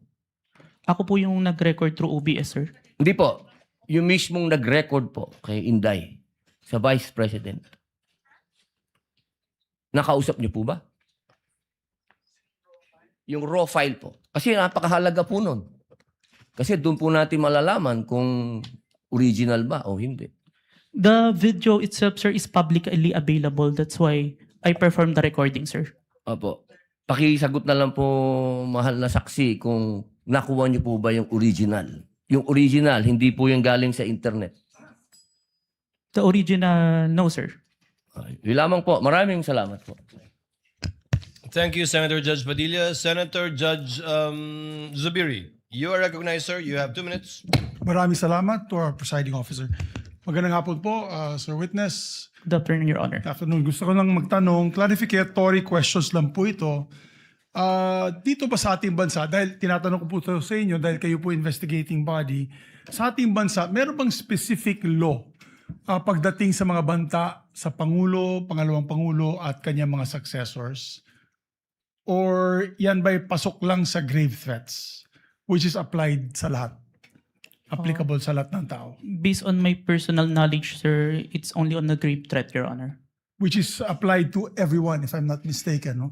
Kasi sa batas sa Amerika, sa Estados Unidos, meron po tinatawag na number 18 under the United States Code, Section 871.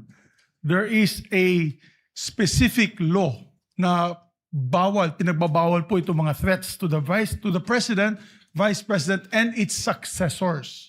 May jail time po ito at may fine na malaki. As a matter of fact, dito sa panahon ni Pangulong Trump, marami na po silang kinasuhan at hinabla at napasok sa kulungan dahil sa paglabag nitong batas na ito. At Secret Service po ang sumasagawa ng investigasyon.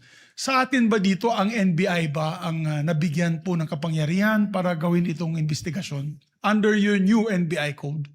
Under our law, sir, the new NBI law, included po yung investigation to the threats to the life of the President, the Vice President, the Speaker, the Senate President, and the Supreme Court, sir.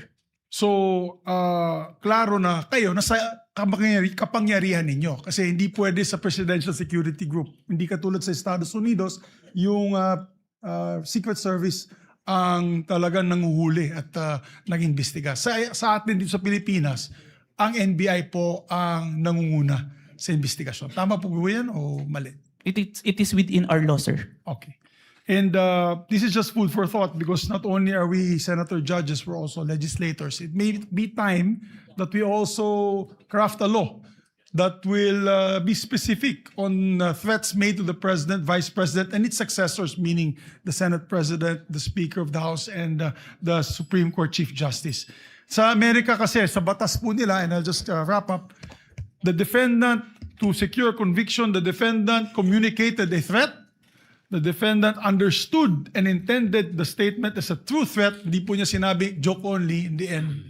And pangatlo, the defendant knowingly and willfully makes the threat. So just food for thought as legislators as well. So maraming salamat po, Mr. President. Thank you, Senator Judge Zubiri.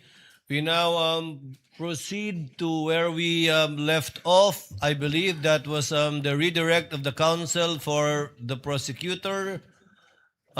Just out of curiosity, without any pressure, because I promised I would declare a break somewhere in between, depending on how long your direct and recross would be. I can call the break after the recross and the statement of the counsel for respondent, so that we break on a good point before we call on the last witness for today.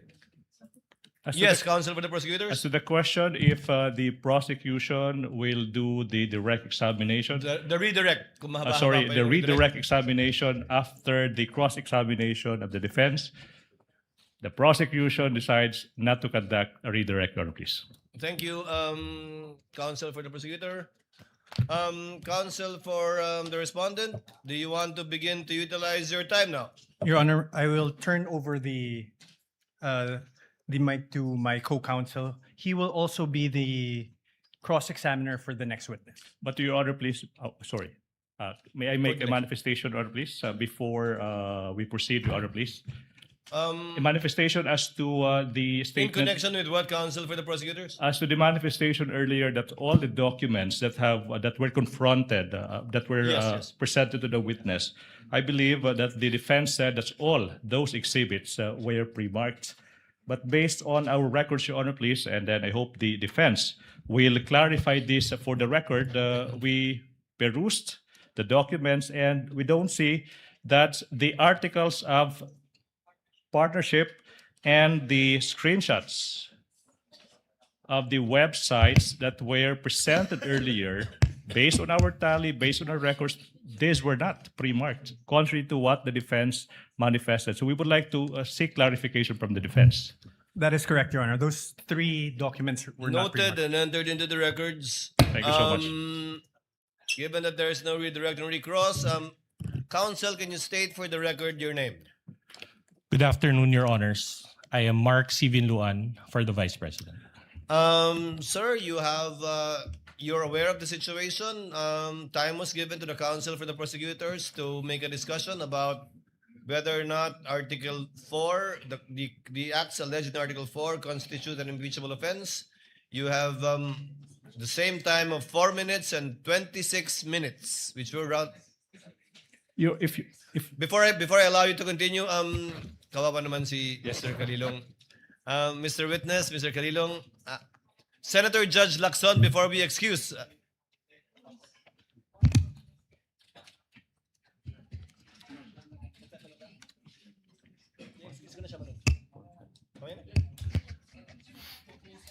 Senator Judge Soto is recognized. Sir, what is your pleasure, sir? Mr. President, Mr. Presiding Officer, are we going to dispense with the witness already? Unless you have questions. I believe Senator Lacson has questions to the witness, so not yet. Well, it's a simple question. The gentleman You're may proceed. familiar. Thank you very much. You're familiar with the internet, of course. Yes, Your Honor. Have you noticed that lately all the AI-generated videos have a caption saying AI-generated? Yes, Your Honor. Kaya pag walang nakalagay na AI-generated, siguradong hindi AI-generated? Not Yes, Your exactly. Honor. Today, Your Honor. Yes, lately, no? Lately, Your Honor. Lahat nakalagay. Pag AI-generated, nakalagay AI-generated and Meta does not allow it. Right? They allowed it, but there is a AI info part. Correct. On Let's the say post. there is a manifestation. Yes, that Your it's Honor. It is AI-generated. explicitly mentioned that AI. So you're aware of that. Yes, Your Honor. Thank you. That's it. Senator Judge Lacson, you likewise have 2 minutes, sir. You may proceed. Thank you, Mr. Presiding Officer, Mr. Senate President. I have questions para sa ating testigo. Since you are presented here as an expert witness, alam nyo, nagkusort din ako sa digital forensics expert para lang makonvince sa sarili ko. No, my first question is, in this day and age of artificial intelligence, no, will you agree with me na it is almost impossible to distinguish an AI-generated video from the original?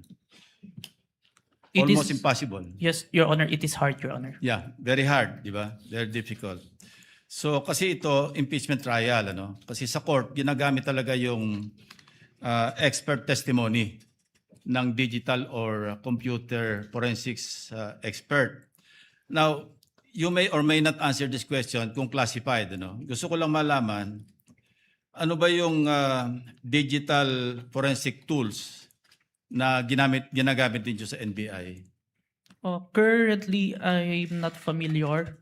But during the time na nandun po ako sa Digital Forensic Laboratory Division, meron kaming NCase Forensic, Celebrite, and Amped Authenticate, sir. Amped Authenticate, sir. Ang balita ko, yung AMP5 or AMP Authenticate, di ba? Amped Authenticate, sir. Ito yung ginagamit ninyo. Ito, capable ito na magsagawa ng reverse image, a photo or video, di ba? Yes, Your Honor. Okay. Ito ba yung ginamit mo? For this part, Your Honor, the OBS only, Your Honor. Bakit hindi nyo ginamit ito? The duration is too large, Your Honor, the 2 hours.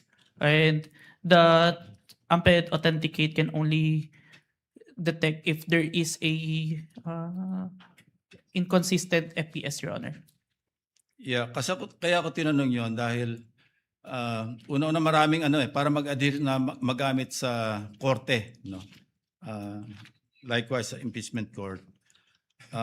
May mga requirements, di ba? Sinabi mo kasi meron kayong open source, di ba? Yes, Pero Your Honor. ang pinaka-importante yung chain of custody, of course, yung provenance.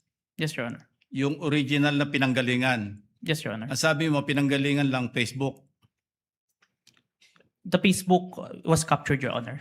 So, hindi yun ang original, di ba? The screen recording is the original itself as to my authentication, sir. Yeah, and you can attest sa authenticity ng video. Yes, Your Honor. In spite of not being or not having originated from the original. Yes, Your Honor. I compared the recorded with the original and ensured that the contents are identical, Your Honor. Kasi nabanggit mo rin, ginamit mo yung manual comparison simultaneously ng dalawang videos. Yes, Your Honor. Pero again, I will insist na talagang hindi reliable yung manual. Ito yung sinabi sa akin ng digital forensics expert na nakausap ko. No? Ang pinaka mas importante, makuha mo yung original copy, yun nga, yung provenance, di ba? Para talagang, tapos masundan mo yung sa analysis, gagamitan mo ng tools para malaman mo na talagang authentic yung video. Of course, I'm not here to question the authenticity. I just want to be assured dahil sabi ko nga kanina, pagka sa artificial intelligence, napakahirap talaga. Almost impossible to distinguish it from the original video or yung source. Yes, Your Honor. And you are competent enough doon sila ginagamit yung forensic tools o forensics tools at yung inyong yung competence mo through your training, no? And experience, Your Honor. And experience. Kasi sabi mo nga, you've been with the NBI since 2021, di ba? Yes, Your Honor. And since then, you have appeared in some 20. At least 30, Your Honor. 30. Yes, Your 30 court hearings. Yes, Your Honor. So, thank you, Your Honor. Thank you, Mr. Presiding Officer. Thank you, Your Honor. Thank you, Senator Judge Lacson. Senator Judge Cayetano, what is your pleasure? Just a clarification addressed to the presiding officer. You may proceed, sir. Apologies, I don't remember if it was one of the counsels or one of the senator judges who asked the witness a while ago whether he was an expert witness, and he said he was a competent witness. That is correct. And there's a The difference presiding between an officer expert confirms that. witness. So he's not an expert witness. He's an competent witness. That is correct, Yes. sir. So that will have bearing because whether or not an AI video can be produced without an AI has to be testified by an expert witness. If I may, Wait, yeah, go ahead. That doesn't mean, I don't think you'll disagree with my second statement. That doesn't mean that this witness is not competent to testify on that. Second point, I just like to clarify for the record, my understanding of watching the video is that it was on StreamYard, then a link was shared sa Facebook. Yes, Your Honor. So if that's the case, Mr. Presiding Officer, the original video is with StreamYard, not with Facebook, or are both original? It's Zoom, Your Honor. Zoom? Yes, Your Honor. I was informed StreamYard, but just for the record, so that later on when we review everything, someone testified to it. Duly noted. Yeah, thank you. Duly noted and entered into records. Mr. Vinluan, you have your 4 minutes and 26 seconds, but we cannot use the seconds in our timer, so just look at the clock, sir, please. Your Honor, please. Before we... yes, Mr. Calilong, you are excused, sir. Thank you, Your Honor. And thank you for your time and cooperation with this impeachment court. Thank you so much, NBI Senior Agent John Mark Calilong. Thank you so much. Hold on, Mr. Calilong. Yes, Senator Judge Padilla. What is your pleasure, sir? Ginoong tagapamahala ng hukumang ito, nais ko lamang po sana hingin ang mga credentials ng ating saksi. Kung paano po lahat ng kanyang certification, lahat, upang mapatunayan po natin lahat na... It's ready. To it earlier, but kindly respond to the question of Senator Judge Padilla, Mr. Witness. I have here, sir, my certifications during the time of my investigation, Your Honor. Can you, mahaba ba? I can read, Your Honor. Mahaba ba? Hindi. Ibigay na lang po siguro sa atin. Kindly just submit it to us, yes, please? Opo, Yes, submit Your na lang po. Thank you, Your Honor. If that is okay with Senator Judge Padilla. Thank you, sir. Mr. Calilong, you are excused, sir, and thank you for your time and cooperation with the impeachment court. Thank you, Your Honor. The presiding officer will just wait for the witness to leave the premises before recognizing Attorney Binlon. Okay, Attorney Binlon, you have 4 minutes and 26 seconds. You may proceed, sir. Thereafter, we will call for a 15-minute break. In the discourse yesterday, talking about VP Sara's statements during the November 23, 2024 press con, Senator Judge Risa Ontiveros stated, and I quote, "None of these statements are proof that the Vice President actually contracted an assassin or hired one. She is absolutely right." She then asked the question, why are these acts impeachable? To this question, the prosecution responded, "We understand that these statements may not actually 100% prove that she in fact contracted an assassin, end of quote. Hence, the prosecution admitted that the video does not prove any fact other than its existence. In simple words, there is no proof of any contracting of an assassin. The prosecution's admission before this honorable court made the respondent's position clear. The prosecution has no other competent evidence to prove that VP Sara contracted an assassin. Ang testimonya ni Calilong, gaya ng iba pang ebidensya kuno ng prosecution, ay hindi sapat para patunayan ang paratang na ito. Trying to prove this stretched narrative using a hodgepodge of materials is a waste of this honorable court's time and the Filipino people's money. Si VP Sara na mismo ang nagsabi na hindi assassin ang kinausap niya. This term only came from people who took her statements out of their proper context and tried to exaggerate them for what they really meant. The truth of the matter is this: she and her family were threatened, and while her response was unconventional, it was justified. What triggered her response was a question about Operation Romanov, which is the plot to eliminate VP Sara and her entire family. The NBI's own records prove this. In the minutes of the meeting of Dempsey Reyes' interview, he said, and I quote, May press con kasi earlier than that, sabi niya, parang hindi lang niya gusto daw, sabi lang niya, gusto daw siyang patayin daw, according to her, ni Speaker. That was during a press conference the day before, November 2022. End of quote. During the virtual press con, Princess Maui mentioned Operation Romanov again, and even warned her about her safety. Reyes talked about it, Princess Maui reiterated it, but the NBI gaslighted it. When VP Sara uttered those words, she was not responding as Sara Duterte, the Vice President, but Sara Duterte, the wife, mother, daughter, and sister, who only sought to protect her own and her family members' lives. Operation Romanov is in place, and the threat against their lives is real.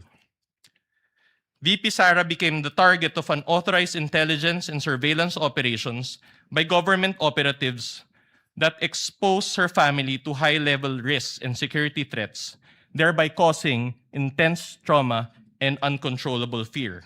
Her homes in Davao and Manila were profiled, and this is proven by classified casing reports. Her trusted security personnel were removed.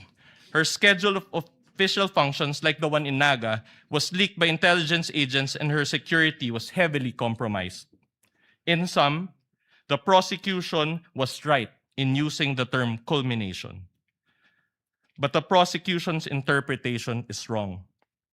Rather, when VP Sara left the administration, she suffered various forms of threats and harassment for many months from the powers that be, and the culmination was her statement on that fateful early morning in November 2024.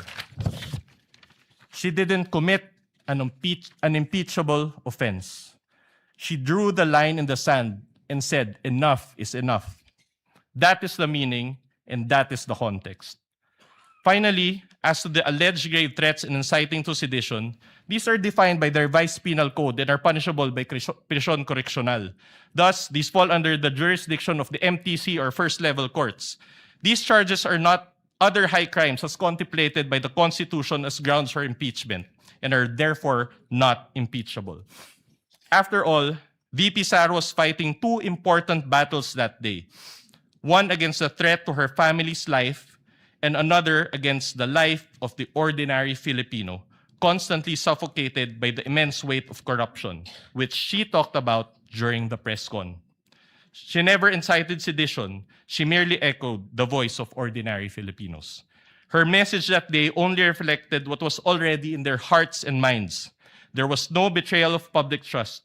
She actually upheld the people's trust as she spoke for and behalf of the people.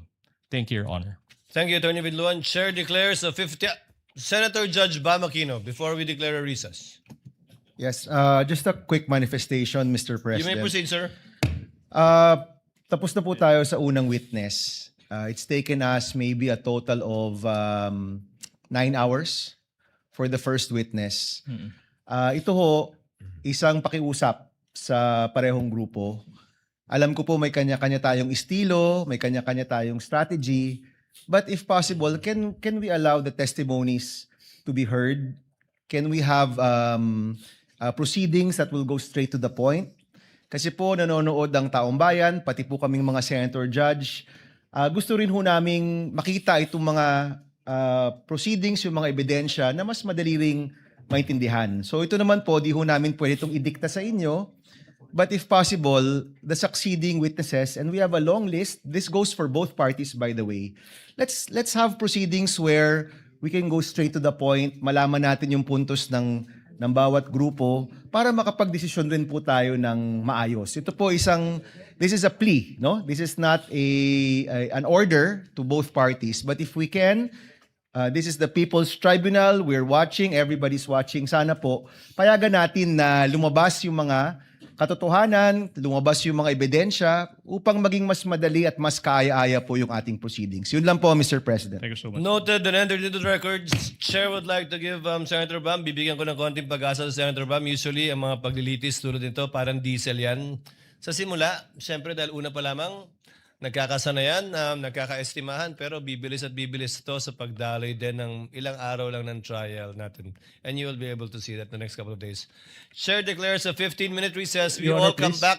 Your Honor, Yes, please. counsel for the prosecutor. Before the declaration of recess, I suppose that the reason is for the presentation of the next witness for Yes. the prosecution. We manifest, Your Honor, that John Mark Calilong will be our witness for this afternoon. We'll be presenting the next witness during the next hearing on Monday, Your Honor, please. You won't present Attorney Lotok anymore? Yes, today? Your Honor, on Monday, Your Honor, please. We will utilize the 11 days allotted to Article 4 for the prosecution, Your Honor, please. So, no Attorney Lotok today? Today, we'll do that on Monday, Your Honor, please. So, Your Honor. Chair would like to,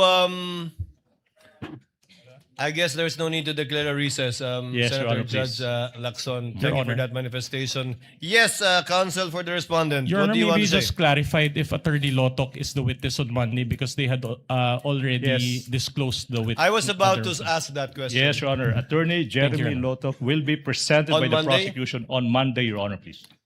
Likewise, can you name us, you manifested that you will also be presenting next week or requesting a subpoena to,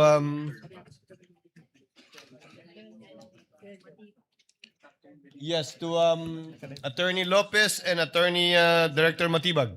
That would be Captain Belinda Bello, Your Honor, please, and NBI Director Matibag. And then Lotok first. Lotok, Your Honor, please, and then Matibag. And then we'll disclose on Bello, Your Honor, please. Captain Sergeant at Arms. Belinda Bello of the House of Representatives, Your Honor, please. So those two witnesses. Yes, Your Honor. We have 3 days, counsel. No. Wait. Name me one more. Okay, that would be NBI Director Matibag, Your Honor, please. Given the manifestation of the counsel for the prosecutor, Chair hereby orders the issuance of subpoena once again to Attorney Lotok for the trial dates on July 13, 14, and 15, as well as for Attorney Melvin Matibag. No need for a subpoena for Ms. Bella? Your Honor. Before I recognize counsel for respondent, no need for a subpoena? There's no need for subpoena, Your Honor, please. You did not request for a subpoena, counsel. Yes, Your Honor. So no need. No need, Your Honor. You will produce, can you state the name again for the record, counsel? Can you state for the name of the witness again for the record? Your Honor, the first witness will be Captain Belinda Bello. Sorry, that would be Attorney Jeremy C. Lotok. Number 2 is Captain Belinda Bello. And number 3, NBI Director Matibag. And number 4. Thank you. That's for no. Thank For you, next counsel. week, those are the witnesses, Your Honor, please. Thank you. Counsel for respondent, Your what Honor, is your pleasure? Your Honor, considering the change in schedule, may we just confirm if that is the exact order of presentation next week?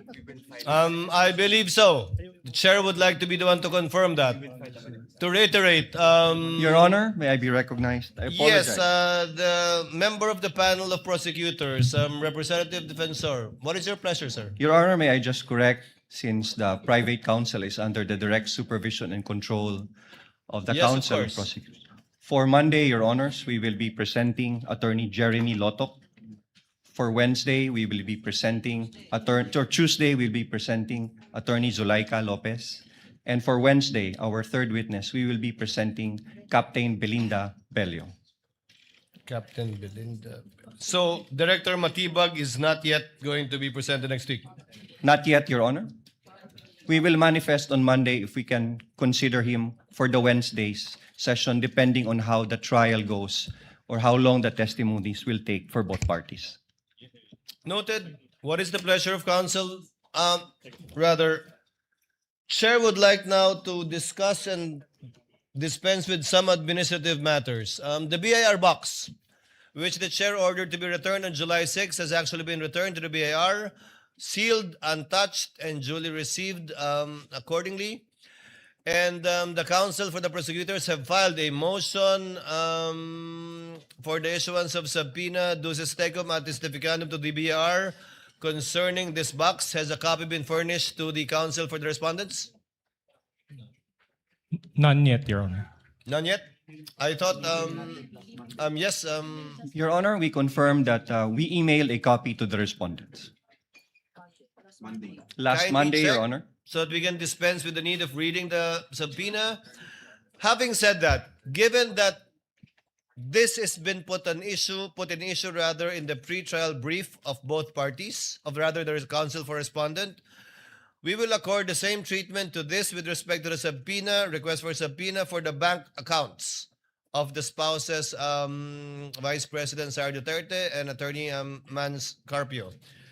Therefore, the presiding officer orders both parties to submit a memoranda on the subject matter of the subpoena of the BIR records on Monday, and we will also schedule the oral arguments for deciding on this issue together with the bank records on Wednesday. Each party will be given 10 minutes without prejudice to a rebuttal and or a rebuttal by the other side for another 3 minutes before the court shall decide. We will comply, Your Honor. We will comply, Your Honor. Thank you. So ordered. In regard to the request for the issuance of a motion for subpoena, asan yung...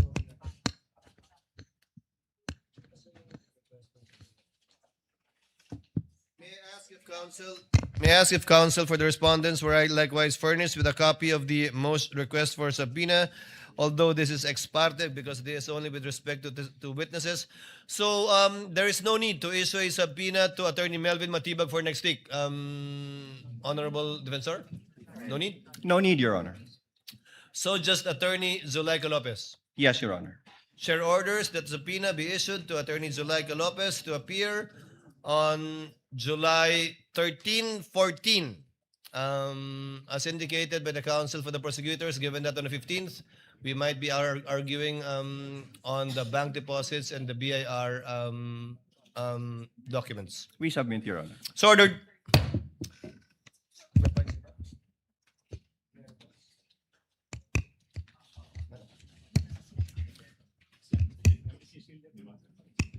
There being no other matters for consideration by the court, and given that the counsel for the prosecutors have manifested that they will no longer present Attorney Latok today, but rather on Monday, the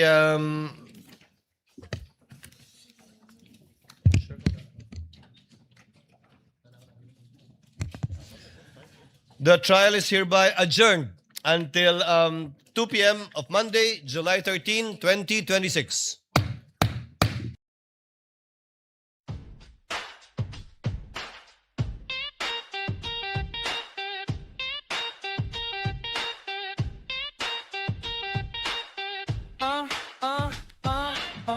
Nag-aaway ang mga may pangalan sa taas kung sino ang tatanggalin nila. Pangulong Marcos ba o Inday Sara? Lahat sila, kanya-kanya na. Habang mainit ang bangayan, miyong Pinoy naman ang nanganganib sa kagutuman. Impeachment sa entablado, dramang elitista. Sa baba, bigas ang problema. Habang sila'y nagpipiyang nagkaayado, kami na may busy kakabilang ng piso. Kung may panghapunan sa alas 5, rarakit ng katawan dyan sa kanto. My statement is, in this bloodbath and bludgeoning, I will be blooded but unbowed. Totohanan ay hindi dapat itokhang. Tapos na sana ang usapang ito kung tutok yan ay magsabi ng totoo at hindi hahadlangan. Imbis na diretsahang sagot, nililihis pa sa kwentong chicheria. Hangad ko na matuldukan na itong mga pangyayaring ito sa parang matiwasay at magdadala sa atin sa katotohanan. 12 taon din ako nanungkulan sa magkaparehong kamara ng Kongreso. Batid ko ang kapangyarihan iginawad sa kanila ng taong bayan at ng ating konstitusyon. Dahil dito, iginagalang ko ang kanilang gawa at ang buong executive branch. Lahat ng mga ahensya ay hindi nakakaligtas at parating sumasailalim sa kanilang masusing pagsusuri. Bilang isang bansa Marami tayong mga paghamon na dapat harapin at mga suliraning dapat bigyan ng lunas. Sa kabila ng mga pambabatikos, natin ikokompromiso ang rule of law. Kailangan manaig ang batas sa anumang sitwasyon, sino man ang tamaan. Kaya hindi ko hahayaan magtagumpay ang hangarin ng iba na hatakin ang buong bansa sa burak ng politika. Igalang natin ang proseso. Tuparin ang katiwala sa atin ng milyon-milyon na Pilipino. Magtrabaho po tayo sa ikauunlad ng Republika ng Pilipinas at para matamo ang bagong Pilipinas. Your Honor, You, John Mark Calilong, I, John Mark Calilong, do swear who swear that the evidence you shall give that evidence that I give in the case now Nangyari kung meron pa, after you authenticated, identified and authenticated the video ng Vice President on October 18, 2024. Na may kinontrata na siyang tao na papatay sa Pangulo, unang ginang at former Speaker ng House of Representatives. At ito ay nakatatak na sa kasaysayan ng ating bansa bilang unang pagkakataon na ang isang Vice Presidente ay nakipagkontrata sa isang mamamatay tao upang patayin no less than the President of the Republic of the Philippines. IU-8 is not an original or certified true copy, and we object to the introduction of this and the identification of this. What is counsel? I reiterate, if it is a printout of an electronic document, the rules are clear, that is an original, Your Honor. Your Honor, if you look at it, there's on the bottom left-hand portion, there is a marked certified true copy. This certified true copy would not have appeared in any correspondence with no-reply@records.facebook.com. So it is not a printout, it's not an original, would not reflect what accurately was printed out or appeared on the screen. 2 What points. is counsel for the prosecutors? They're doing that. May I propound the next question, Your Honor, please? Yes, counsel, you may proceed. Mr. Witness, John Mark, listen. Now, you mentioned kanina that you authenticated the subject video by recording the same through sinasabi mong open broadcaster software OBS, and then you compared the contents of the recording and the subject video. That's one. And you also said that you investigated certain statements made by the Vice President on November 23, 2024. Yung tanong, no? What particular statements of the Vice President did the NBI deem proper to investigate? the statement of the Vice President where she uttered that she already talked to someone to kill the President, the First Lady, and the former Speaker of the House if something's happened to her. Okay, now, the next question now, Mr. Witness, is in what particular portion of the subject video,